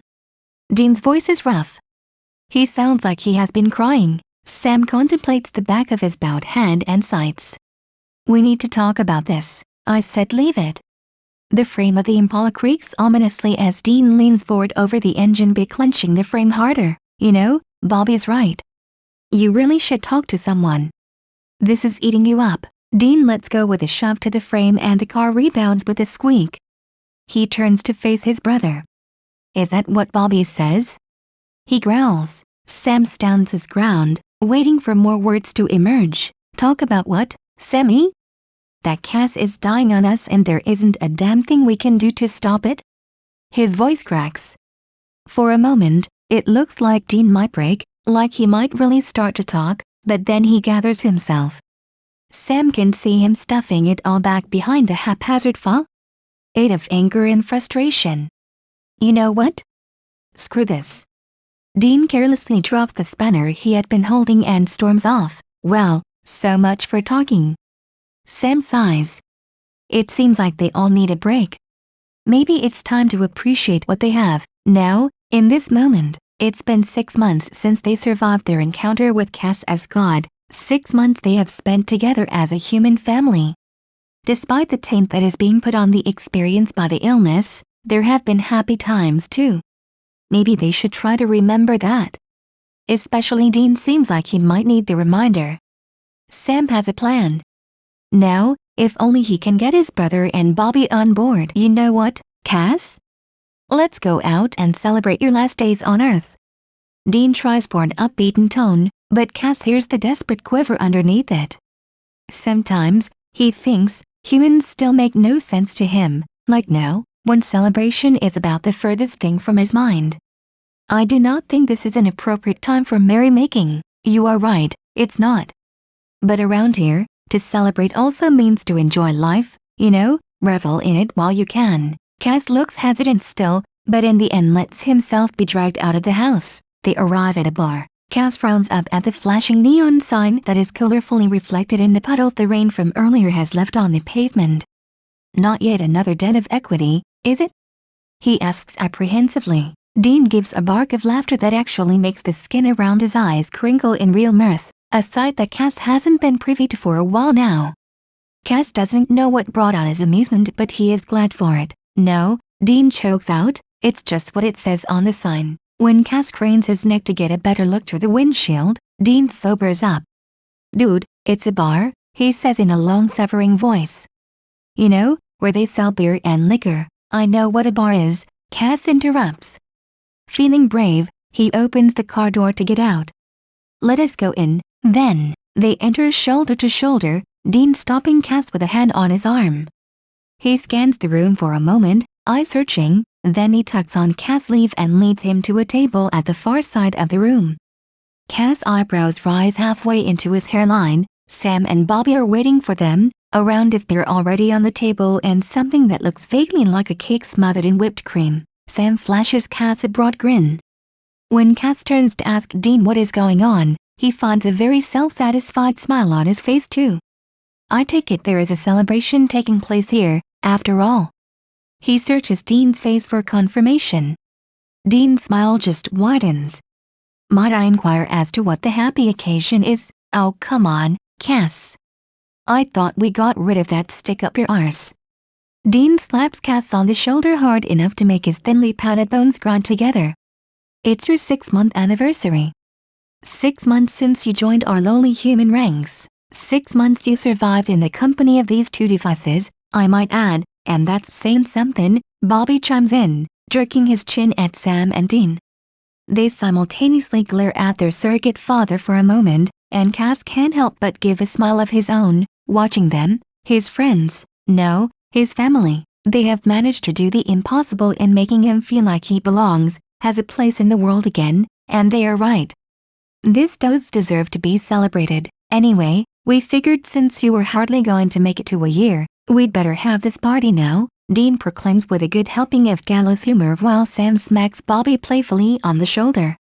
Come on, move over, old man. They make room for Cass on the bench. Dean takes the stool. In the end, the evening turns out quite pleasant, Cass has to admit. They are all comfortably warm from the beer? Or in Cass' case, warm ginger ale for his tender stomach, and the cake may have looked questionable but tasted delicious enough that Cass ate almost half of the enormous slice Sam heaped onto his plate. Conversation had been easy, for once, steering well clear of any sensitive topic. If it weren't for the fact that they had to leave before 11 because Cass was tired out too much to keep his eyes open much longer, it could have been anybody's birthday party. Later, when they are riding home, there is silence in the car, but it is not uncomfortable. Yet Cass feels the need to break it. Thank you, he says into the quiet, to no one in particular and everybody at once. Bobby is quickest to pick up on his meaning. No problem, kid, he says gruffly. And that's that. At home, Cass immediately makes his way to bed. Sam, Dean and Bobby retire to the study, doubtlessly for a nightcap, or more than one for Bobby and Dean, but Cass refuses to think about that at all. They went through a lot of trouble to give him a good evening. There is no reason to let it be spoiled at the last minute. Dean barges into the bathroom without thinking. The door was slightly ajar, after all. So, he is not prepared for the sight that greets his eyes. Castile is there, looking warily at him from under his dripping wet fringe plastered to his forehead, clearly having just stepped out of the shower. Dean can't help it. His eyes slide over the rest of his body, note the protruding collarbones, how every rib is visible under the pale skin, hip bones jutting out of the towel slung around Cass' slim waist. He takes in the needle marks and the crooks of Cass' arms and how damn skinny he is, and for a split second, the terrifying thought crosses his mind that Cass has turned into the junkie he saw in their future, but no. The puncture wounds are a result of the few morphine injections Cass endured before he made Sam stop giving them to him, claiming the woozy feeling they brought made his nausea worse and did nothing much to ease the pain. No problem. More for me? Dean had said, and right about now, he thinks he could do with a good hit. This is all too much for him, seeing Cass suffer, turning into a walking skeleton, and even the strongest pain meds available being useless because he can't tolerate them. Dean makes a choked sound in the back of his throat and flees. It's raining, and Cass is sitting by the window, watching the drops slide down the glass. The sky is rolling with clouds. He recalls how it felt to slide through the heavens under these conditions, how his wings would get heavy with moisture, how the smell of wet feathers and ozone would cling to him even after he had dried them in the sun. He sighs, tracing the running water with his eyes, thinking of sunlit meadows and endless days in paradise, now so far beyond his reach he can barely believe they ever happened. Suddenly, there is a broad hand on his shoulder, the weight of it warm and reassuring, grounding his fleeting thoughts. He doesn't need to turn to know it's Sam who is offering up the silent comfort. Cass can see his faint reflection in the window, looking out far into the distance, but also there with him, there for him. Cass breathes deeply, fighting the tears brimming in his eyes, like he has to do more and more often in recent days, as they stare off into the unseeing distance together. He never had such good friends in all of his existence in heaven, back when he was eternal and untainted. Among humans, they say, friendship can last forever. It is a mystery how this should be possible for a species so short-lived, and, at the same time, be unattainable for immortals. But the biggest wonder of all is the question of how he, CASTILE the fallen angel, has come by it. Sam lightly squeezes his shoulder as if he can feel his thoughts and wants to reassure him. The warmth of him standing so close, the sound of his steady breathing, lull Cass into a sleepy state. He feels safe. He feels loved, he realizes, and all of a sudden, just for a moment, things are not so bad anymore. A tension he didn't know he held dissolves within him and he relaxes a little more into Sam's hold. Sam looks down on the untidy black hair, trying hard not to show how shocked he is by how bony Cass' shoulder feels under his palm.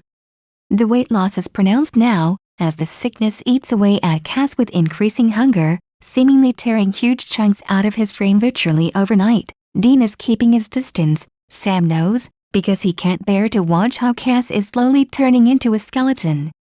The shock from the latest encounter with Cass' bare body in the bathroom a few days earlier is still too raw for his brother. Thankfully, Cass seems blissfully unaware of Dean's unease, which is good because Dean clearly doesn't want to hurt him, but seems too at war with his own feelings at the moment to endure his presence for long. Sam does his best to make up for the lack of company. Meanwhile, Dean has hidden himself away in the bedroom, nursing a bottle of whiskey and trying hard not to think about how much time is passing by him while he does his best to stay in a dazed state of half-awareness. A big part of him knows he will regret not making the most of the time Cass has left, regrets that he lets the moment slip away, squandered minutes on their eternal stopwatch, but right now, he can't bring himself to do anything else. It's unfair that they suddenly have so little time left where there had been a whole lifetime before. There is so much Dean had been planning on showing his friend, so many experiences he had wanted to share, places he had wanted to visit. Now, everything is different. There is an overwhelming sense of urgency infusing every waking moment, yet the days drag on frustratingly fruitless where their quest for acquiring more time is concerned. The restlessness they all feel doesn't seem to translate to Cass, though, and that frustrates Dean even more. It makes him feel even more helpless. On top of that, there's only so much they can do from here, sitting around at Bobby's. The occasional hunt is a welcome distraction, though secretly Dean bemoans the time lost on hunting for monsters instead of solutions. Even though he enjoys these days spent together, distracted for a while from what is haunting them. At least until Cass has to stop during a chase, dizzy, or brings up his dinner unexpectedly. Dean whips around when he hears a hatefully familiar voice speak up in the silence. I heard your little angel is having a bit of a medical problem. Crowley studies his fingernails. Maybe there is a way I can help. He gives Dean a perfectly innocent look that says exactly what kind of help Crowley is envisioning. Dean grips his bottle tighter, determined not to show weakness. A deal. Really? He scoffs. Oh please, Winchester. You're such a simpleton. What makes you think I have any interest in any of your souls? My goals are bigger now. I'm not interested in dealing with you. We've had enough of you to put us off for a lifetime. Well, that's not saying much in our dear Castile's case, now is it? Crowley's words are accompanied by a slow, vicious smile. Fuck you. The venom in Dean's voice would be difficult to ignore, even for a demon, as would be the half-empty whiskey bottle Dean is throwing at him, hard. Crowley catches it out of the air, completely unfazed. Cheers, mate, he says and toasts Dean with a cheeky smile before taking a swig, making a face a second later. You know, I really don't understand how you can drown yourself in something so vile, especially over something as insignificant as an ex-angel about to experience his very own well-deserved slice of mortality. He tosses the bottle back at Dean, who clenches his hands into fists at his sides, deliberately suppressing the reflex to reach out for it. The sound of shattering glass is strangely satisfying. Leave us alone, you son of a bitch. This is all your fault. Crowley feigns hurt. Oh, but Dean. I gave our dear Cass a choice. I offered to share. It's not my fault he turned out to be such a greedy little slut. Who would have thought he likes to swallow that much? Before Dean can release the outraged shout forming in his throat at the comment, a floorboard creaks on the landing outside the door, and suddenly, the demon is all business. Sorry, dear, gotta go. Call if you change your mind. Twiddles. And he is gone, leaving Dean staring at empty air with a murderous glare, a shattered whiskey bottle at his feet. When Sam pushes open the door, I thought I heard voices. His gaze settles on the pool of alcohol on the floor. Dean hebeings hesitantly. Don't, Sammy, okay? Just leave me alone. Please. His brother doesn't turn his head to look at him, and that is enough indication for Sam to retreat, quietly closing the door again. Sam sighs. It's no use arguing with Dean about his way of dealing with his problems, namely how easily he turns to the bottle for comfort. They have discussed it before and it never led anywhere, and if Sam is honest with himself, he is too tired now to start it all over again. That Dean should be talking to himself, though, is worrying. He knows they can't afford anybody else losing their mind right now, not when Sam himself is still not quite fully healed. Later that day, Sam discovers that he needn't have worried about the second part of his concerns, at least. Dean slips quietly into the living room where he is reading and settles himself on the arm of the couch next to his brother. Crowley came to see me this afternoon. Thought he'd have a good laugh about this whole mess. Sam's head whips up from the book he has been studying. What? He is both relieved to learn that Dean is apparently not turning into a crazy soliloquer, and alarmed at the idea of what his brother could have been discussion with a demon. Before his thoughts slip into overdrive, Dean rolls his eyes. Relax. I told him to fuck off, he says with a reassuring kind of finality. Sam nods in acknowledgement, letting out a strained breath. The fact that they don't discuss it further, particularly how Crowley even got into the house in the first place, is a clear sign of their priorities. They have bigger problems than a rough demon. Cass is not bitter, greedily clawing at his life force to keep it from slipping away. He has accepted his fate, grateful for the time that has been given to him and for the gift of friendship. Of course he is afraid, but also curious, and deep down, he is bone-weary and ready to conclude his age-long existence. Dean can see all that in his eyes and it scares him. Though the elder Winchester has lived through more than most humans would see in several lifetimes, he is still young in comparison to their former angel, and not quite able to let go of life, even if it isn't his own. So it is hard for him to understand his friend. Yet, eventually, there comes a day when Dean wakes up in the morning and has to face the realization that they won't be able to cure Cass. It feels like a whole truckload of bricks has been dropped into his stomach overnight, weighing him down and hurting. He thinks that's how the wolf in that fairy tale must have felt after they had sewed stones into his belly. He lies there for a long while, staring at nothing and simply lacking the will to move, get up off the bed, face a new day of hopelessness, frustration, and the sight of Cass' decaying body. Over breakfast, Sam takes one look at his brother and sees the change right away. The pain he has been trying to hide, shoved down deep inside him, is suddenly plainly visible on his face. He has stopped bothering to conceal it, which can only mean one thing: he has accepted the facts. Weirdly, Sam is grateful for that. Maybe this way, Dean will find the courage to say a proper goodbye to Cass. The Impala is parked by the side of the road, the black metal blending seamlessly into the darkness.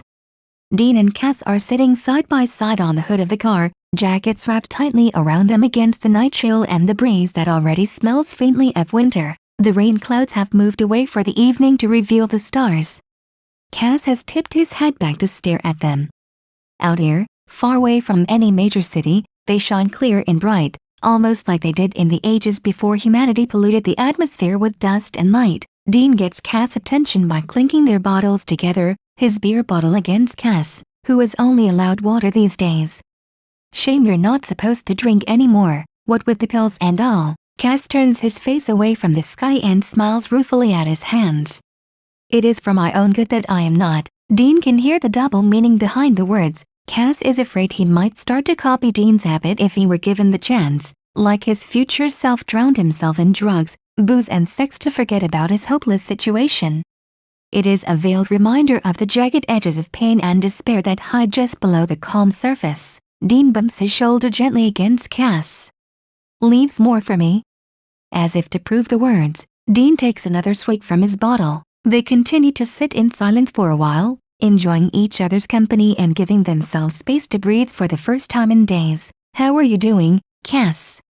Dean asks suddenly, the question tumbling from his lips before he can stop it and marring the quiet. Cass picks at the label on his bottle. I am fine. Truly, I am. You and Sam and Bobby have been taking good care of me. Dean nods at his hands. Cass surprises him by taking initiative and blindly aiming for a change of subject. I do not wish to talk about this now. Dean nods again. They lapse into silence, listening to the rustling of the wind in the leafless branches of the trees on the other side of the road. A faint glow begins at the horizon, growing steadily. The moon rises beyond the hills, pouring silver over the bare landscape. Dean follows the beam to Cass' face.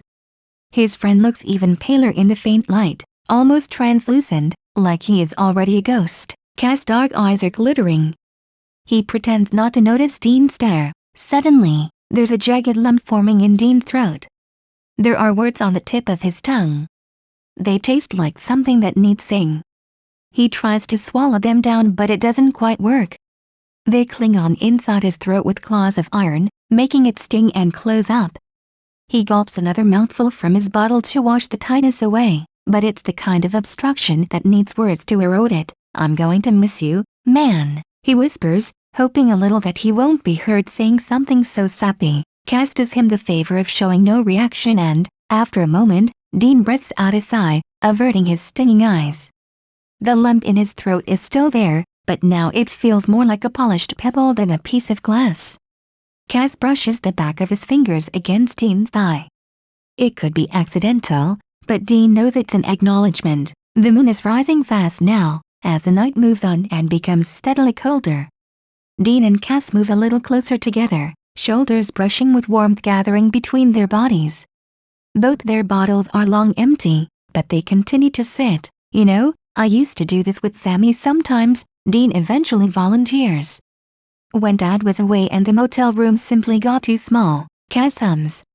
I've never done this before, but it is quite agreeable. Dean allows himself the smallest smile, dipping his head. Then he sighs. I think we should get back now, though. My feet are getting cold. Cass nods, sliding off the hood. The metal had been spreading the warmth of the engine beneath them for a time, but it has since cooled. Thank you for sharing this with me, Dean, he declares solemnly. Rufus' cabin. The next day, they get word of a possible case virtually on the other side of the country. Getting out of the house again might do them all some good, Bobby argues, and practically kicks the three of them out of the door. A grave miscalculation, as it turns out. It takes them over a week to take care of the problem, by the end of which they are all exhausted, but Cass feels it the most. They decide to set up camp at Rufus' cabin, halfway towards home, when it becomes clear he can't travel on. Sam phones Bobby to tell him about their whereabouts. Bobby. Sam's voice on the line sounds tired.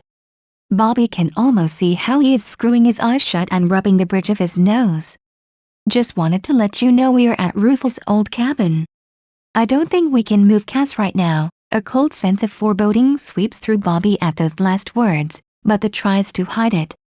So you are going to crash there for a while? Yeah. Until he can stand a longer drive. Sam sighs, mere tiredness turned into exhaustion. Something unspoken hovers on the line between them. Bobby ignores it. He nods to himself, wishing he could be with them so he could place a hand on Sam's shoulder and tell him to get some fucking sleep. But he isn't there, and so words will have to substitute for a shoulder to lean on. How is he, anyway? Sam drags in a breath, exhales slowly into the receiver. Not good. He doesn't elaborate. There's no need to. Bobby has seen enough of life to form his own picture of the situation in his head. And how are you, son? He asks quietly, as if he fears Sam might feel offended by his concern. What do you think? Sam almost snaps before he reins himself in, turning the sarcasm into a shaky laugh that chills Bobby's bones. I'm better than Dean, I think. Better than Cass, at any rate. That's not funny, boy. I know, Bobby. He can hear Sam taking a deep breath, steeling himself for something. Yeah, kid? Bobby prods gently when nothing follows. Sam thinks for a moment longer, words eluding him. Eventually, he gives up nothing. Get some sleep, Sam. There. He said it, after all. But Sam just laughs softly, tiredly. At least the edge of hysteria has seeped out his voice again. Good night, Bobby. Night, kid. Sam hangs up. Bobby stares at the phone for a moment, suddenly aware that he is now an outsider in their family tragedy. He doesn't harbor any illusions. It's been almost 2 months since Cass has been diagnosed. There is no getting better. Cass, please. You have to eat something, man. Dean sounds desperate, but Cass shakes his head again, refusing the chicken soup Sam has gotten especially for him. He hasn't eaten anything all day. This is apparently one of these days when even the anti-emetics don't quell the nausea. Sam has tears in his eyes as he watches them from where he's sitting at the table by the window, but he doesn't say anything, and Cass is grateful for that. Dean gives up, placing the blow soup on the nightstand and getting up from the edge of Cass' bed. He shares a look with his brother. Sighing, he turns away to settle himself on his own bed. Castile feels like he is facing a tribunal with both brothers staring at him, hurt, frustrated. They are not angry at him, he knows. It's their helplessness that's getting to them. They're not used to the feeling. Eventually, the soup goes cold but nobody moves to take it away. It's like they are frozen too tired to move. Don't, Cass suddenly says, his voice loud in the silence. Sam, Dean. Just don't. Don't. He finds himself unable to put his thoughts into words, but probably doesn't need to. It has been raining for what feels like weeks. Or at least it seems that way to the Winchesters. No matter if they are camped out at Bobby's or driving across the country to some hunt or other, the dreary clouds seem to follow them, clinging to their tail like shadows in the midday light. If there is something like mid-weather, this would be it. So it is a welcome change when the sky clears on the second day at Rufus' cabin with something that looks like decisiveness. It's late morning. The sun filters weakly through the grimy windows and falls across the table where Dean and Cass are playing cards, not only to pass the time, but also to keep Cass from staring pensively into space. Sam has wandered off because he didn't feel like participating in yet another round of Uno, which is about the only thing they can play, because Cass doesn't like poker. Dean puts down another card, sighing at the handful he's still holding. Man, you are good at this, he grumbles, eyeing the 2 lonely cards left in Cass' hand. It is a mere game of chance, Dean. It has nothing to do with skill. He picks up a spare from the stack next to his hand. Yeah, sure. Then you are the luckiest guy in the world. But you can't be or you wouldn't have cancer. Dean grits his teeth and takes yet another card. Cass surprises him by laying his hand of cards on the table, face down. I am sorry if competing with me in this way frustrates you. Perhaps it is better if we leave this game be for now. I am not feeling well, anyway. Dean looks like he might argue at the patronizing tone, but he shuts his mouth after glancing at Cass' face, which is suddenly pale and sweaty. He frowns. You okay, man? I'm not feeling well, Cass repeats. His arms are shaking a little when he pushes himself up from the table. The sudden shift in the atmosphere of the afternoon is alarming. Dean is by his side in an instant. Easy there. I think you better go lie down for a while. Cass nods mutely. Dean guides him to his bed, worry blossoming in his stomach. He thinks he might call Sam on his cell and tell him to get back to the cabin as soon as possible. Are you in any pain? Cass gives a tiny nod, looking like the admission is dragged from him against his will. I'll go get your meds. Do you need anything else? No, just Cass takes a fortifying breath. Please stay in the vicinity in case I require your assistance. They both know he's really asking not to be left alone, and that scares the older Winchester more than anything because Cass, despite being miserable, has never requested this of him before, always putting up a stoic front of nonchalance. A cold feeling of foreboding begins to churn in Dean's gut like a slippery worm, and he hurries to call Sam and get back to Cass' side with the pain medication. He doesn't hold Cass' hand for more than half a minute because he is scared of the significance of the gesture, but he does brush back the sweat-dampened hair from Cass' clammy forehead, just this once while no one is watching. Cass shivers at the soft brush of fingertips but his eyes remain closed and Dean has no way of pinpointing the emotions behind the reaction. What is probably no more than 10 minutes before Sam joins them, feels like an eternity to Dean. He hates being helpless.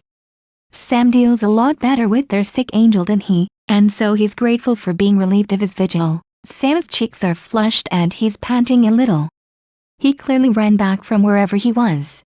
Dean can see him trying to calm his breathing before he steps fully into the room, clumps of dirt falling from his shoes. How is he? Sam asks quietly. I dunno. In pain, I guess. Said he wasn't feeling well shortly after you left. As if to underline Dean's words, Cass groans quietly. Did you give him something? Just the pills. Sam nods. He still thinks Cass should allow them to treat him with morphine as standard. Dean runs a hand through his hair and swallows once, hard. What if this is it, Sammy? What if? Only when he says it does he realizes that he actually believes it. Sam tries to soothe his nerves. Come on, man, don't be daft. He'll be fine. All of a sudden it is too much to take. Sam's attempt to console and reassure him, Cass dying a slow death, them holed up in a run-down cabin in the woods, but he won't be. Sam, he won't be fine and you know it. His voice cracks, breaking into sharp shards that sting his throat and make it hard to breathe. Sam puts a hand on Dean's shoulder and squeezes. There are tears in his voice. Dean. It's been 2 months. If it's time, we'll have to let him go. Cass makes them jump when he suddenly speaks. I can still hear you, you realize. Talking seems to be a huge effort for him, but at least the unexpected sign of life brings a strained smile to Dean's face. Shh, Dean instantly soothes. It's okay. Why? Cass drags in a wheezing breath. Do you think I would believe that any more than you do? He coughs out what could be a laugh. You're right. Just go to sleep. We'll be here. Cass obeys. Sam and Dean silently establish a rhythm, taking it in turns to sit with Cass, holding his hand, recalling stories of their glory days together, even when he is too out of it to listen to them. Sometimes he joins in the conversation, at other times he just smiles at the recollections. He never tells them to be quiet so he can rest. Sam? Sam looks up from the book in his lap, finding Cass awake and watching him through bleary eyes. What is it like to die? Cass's question catches him by surprise. Sam takes a deep breath, trying to gather his thoughts.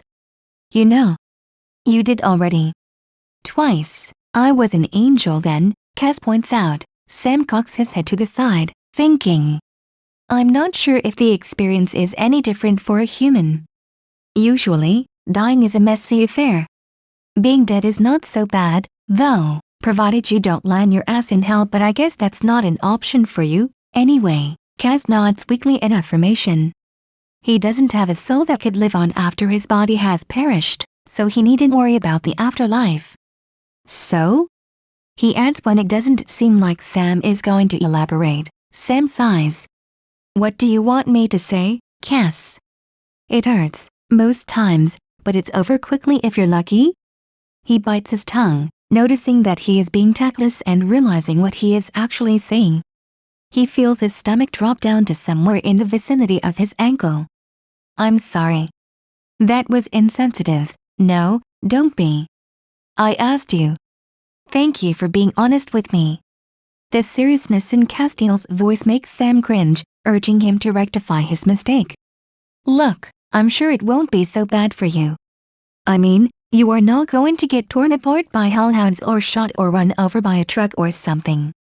But all that the words do is conjure up images of Cass dying in a dozen different ways, and the bit of his stomach that is settled in by his feet clenches painfully. I suppose I am going to find out soon anyway, Cass muses.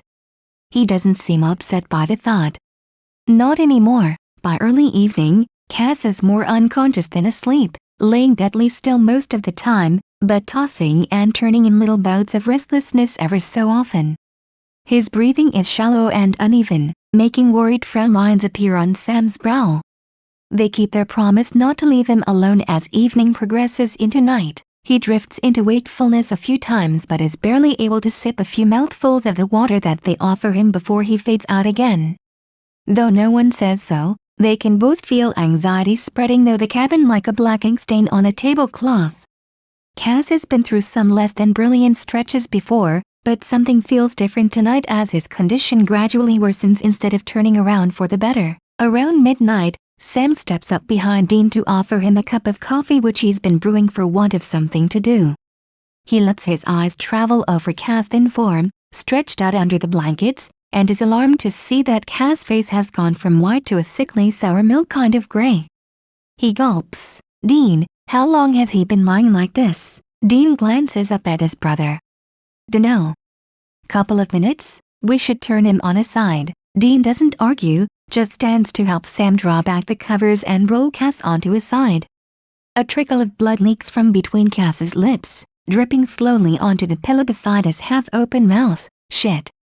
Dean hisses in shock. Sam's voice is shaking. He's bleeding into his stomach again. That's why he's so gray. He pushes a hand through his hair. Hopefully, he didn't inhale blood again. As if to prove Sam wrong, Cass begins to cough violently, speckling the pillowcase with tiny red dots as he convulses. He drags in a rattling breath and blinks his eyes open. At least his color has improved a little through the abrupt movement. His eyes are feverish, glittering like wet glass in his pale face. Hurts, Cass whispers, voice weak and breathless, skin almost as white as the sheet covering him. He drags in another wheezing breath. I'm scared. Sam's face twists with compassion. It will be all right, he tries to soothe. He knows the words are empty, meaningless, but he doesn't know what else to say. Dean nods. Yeah, dude. You just rest for a bit more. Things will look better in the morning. The ghost of a rueful smile steals across Cass's lips. You are a bad liar, Dean. Stop saying that, Dean pleads, squeezing his eyes shut. The next day, Castile's condition is fragile, balancing on the edge of deteriorating from bad to worse. Sometime during the following night that is exactly what happens. They can no longer tell whether he is asleep or unconscious when his eyes are closed, which happens for ever longer periods of time. Words are not needed between them to agree that this is the final stage. Castile dreams. The sky above him is gray. Ashes drifting down around him like snow in the utter quiet. He looks around, recognizing his surroundings as a place he has been to before, the place his sister fell. Her dark wings are still painted across the blacktop, burned into the earth like an after-image. His legs move without his input. In an instant he is standing by the enormous shape, looking down onto the traces left by another life burning out. He sinks to his knees, turns, lays down on the ground trying on her wings for himself. Ashes settling on his face. He can feel it like soft kisses on his lips, the skin of his cheeks, He lashes when he closes his eyes and just drifts. The ground is neither warm nor cold, neither soft nor hard. He feels like he is floating in the silence. It's peaceful. He doesn't want to leave, but he knows that he has to, for one last time. Cass' eyelids feel heavy as he blinks the ash away and lets them flutter open. The world is blurry. Maybe there is still dust in his eyes? He is almost sure he can taste the residue in the back of his throat. It certainly feels like he has swallowed a mouthful. He sucks at his tongue for a moment, seeking moisture. Cass? There's a familiar voice nearby. Things slowly swim into focus. Dean's face appears above him. He is infinitely grateful for the glass of water being held to his lips. He slowly becomes aware his head is being supported so he can drink, cradled gently in Dean's hand. The remnants of his dream are washed away, but one feeling remains. It's time. There comes an hour when Cass' eyes slide open and he is lucid beneath the pain. It's time, he says. Dean is at his side in an instant. Now. His voice is shaking. Soon. Castile whispers and slips right back into unconsciousness. A little while later, Cass wakes again, and Dean is struck once more by how much he has changed over the course of the past weeks. His voice, once the powerful instrument of a heavenly messenger, is reedy and low. His eyes are dull in a haggard and drawn face, only an echo of the former spark still flickering there. The skin has turned waxy and gray, stretching tight across the hollows of Cass' cheeks. Come here, Dean. Cass smiles weakly as his friend leans over him, helplessness and despair written all over his features. He extends a bony hand towards Dean's face. It is visibly shaking with the effort of reaching upwards, so Dean kneels and bows his head down to make it easier. He wants to avert his face to hide his tears, but Cass catches and holds his gaze. A moment later, Castile's hand settles on Dean's hair, both too light and too heavy. Dean closes his eyes, imagining he can feel a faint warmth travel from the point of contact down to his heart, from where it spreads through his whole body before settling deep into his bones. He knows the gesture is a blessing, a benediction, Castile's last gift to him. The thought makes him draw a quivering breath that he can barely keep from turning into a sob. As the touch lingers, a silence stretches between them that nobody is willing to break. They had weeks to talk, to play it down with jokes. They still had time. Now there is nothing left to say. Dean can't believe it has come to this, that despite everything they have been through, everything they've achieved, something as simple and meaningless as cancer should kill Jimmy Novak's body and the former angel inhabiting it. It is unfair that even though Dean can still feel a remnant of his former power in his touch, Castile is unable to defend himself against this invisible enemy. The sound of their breathing fills the quiet. Cass heavy and strained, Dean's hitching on every inhale. He can feel a tear starting its way down his cheek. Then, Sam's huge frame looms in the doorway. He is crying openly, as he watches the scene before him, his brother kneeling by the bed, head bowed, receiving a final blessing from their angel. One last farewell. Castile turns soft, affectionate eyes on Sam, the hand sliding out of Dean's hair. Dean catches it and gently places it back on the mattress before wiping the back of his sleeve across his eyes. Sniffing, he gets to his feet with a set face, making room for Sam, who comes over to kneel in the spot beside the bed. Cass. There is so much Sam wants to say, but the words break and melt on the way to his mouth, turning into harsh breaths and thick swallows. This is goodbye. Castile smiles at him, understanding. Of course he understands. He already knows what Sam wants to say. It's there in his eyes, and Sam wants nothing more than to lay his head on Cass' chest and cry. Cass cannot afford the added weight on his ribcage, though, so he stays where he is. Cass' lips form soundless words and Sam leans down to hear them. You are a good person, Sam. Cass breathes and Sam's heart breaks at the reassurance. Then a light hand is on his head too, blessing him, the warmth trying to soothe his pain a little. This is so hard. It shouldn't be. They have had their share of second chances and no reason to complain, but it is so easy to get used to death not being permanent that you take the state of affairs for granted after a while. This is final, though, and it hurts more than anything they have experienced since John Winchester died. Castile's breath grows shallow, more labored. His gaze loses focus. He is slipping away from them before their very eyes, Sam picks the hand out of his hair and squeezes it, trying to give Cass a little bit of his own strength for this last step. The hand feels small and clammy in his large palm, bones like those of a bird wrapped in tissue-thin skin. Sam strokes a soothing thumb over its back. Time seems to slow along with Castile's heartbeat, and just like that, with one final exhale as soft as angel wings, the light in him flickers out of existence. His eyes are still half open. Dean, always the practical one, leans over Sam's shaking shoulder and closes them with a gentle hand. His fingertips linger on Castile's cheek, unable to comprehend that this body is now dead, the skin already cooling, lips blue, yet Castile went without a struggle and he looks at peace now. Dean is glad for that. He wraps a firm arm around Sam. His little brother's head tipping sideways to rest on his shoulder, tears staining the front of Dean's shirt as they both weep in silence for a while. Sam continues holding Cass' limp hand for just a little bit longer. Eventually, they have to move. Kneeling at the bedside of their dead friend has caused Dean's leg to cramp. He tightly rubs at the muscle, then gives Sam, who is still sniffling and wiping his eyes, a hand up. A long, shattering sigh leaves his lungs. Time to build a pyre. Dean doesn't want to remember how often they have done this already. When they are finished chopping and stacking wood, they return to the cabin. Cass's pale, almost luminous face looks serene as he lies there, mop of dark, sweaty hair still sticking to his cool forehead. Dean looks down at him for a moment as they prepare to wrap him in his sheet, then brushes his hand through the soft strands, arranging them into the windswept look that used to be so uniquely Cass. Another tear slides down his cheek while Sam silently stands by, hands clasped patiently. With slow, deliberate movements Dean arranges Cass' thin arms to cross on his chest, squeezing both of the lifeless hands in one of his when he is done. They pull the sheet up from where it is wedged under the mattress and carefully fold it over, tucking in the loose corners. Just before they cover the motionless face, Dean stops Sam with a firm touch. He leans in, pressing a tender, close-lipped kiss to Castile's cold forehead. A choke sob escapes Sam's lips, but he doesn't comment. After they are done with the shroud, Dean insists on carrying Cass outside by himself. He has missed so many opportunities to help these last weeks, but at least he can do this, he tells himself. Cass' body is not heavy.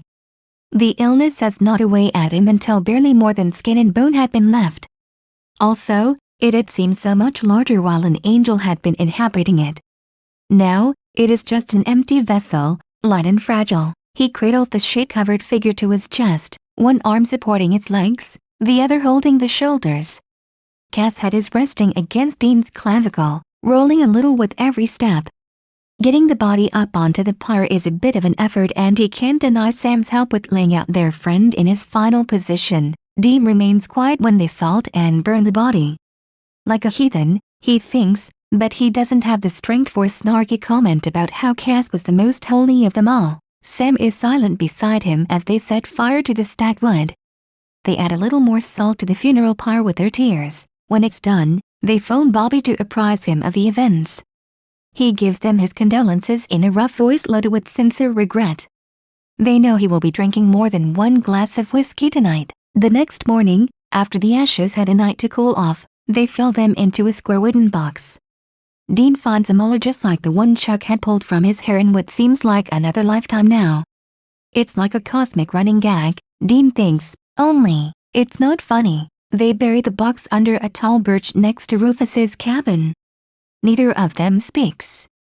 Their grief is beyond words. Dean takes out his pocket knife and carves a cross into the white bark.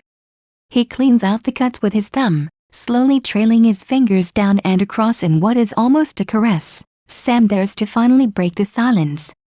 Should we say a prayer? He suggests tentatively. Dean barks out a sharp, desperate laugh. Who would listen? Maybe he. No, Sam. Dean stands and shakes his head. He's gone. There is finality in his voice, the knowledge that everything Cass once was is now wiped out as if it never had existed at all. He turns his back on the grave and walks slowly towards the hut.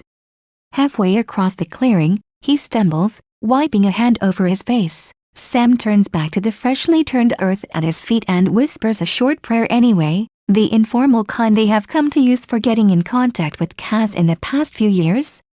Then follows Dean inside. The liquor bottle is already on the table, 2 tumblers filled. Dean gestures at Sam's glass, then raises his own.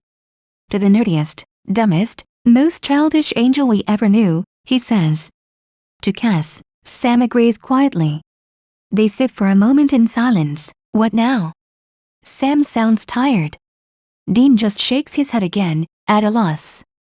Instead of answering, he refills their glasses. Sam doesn't complain.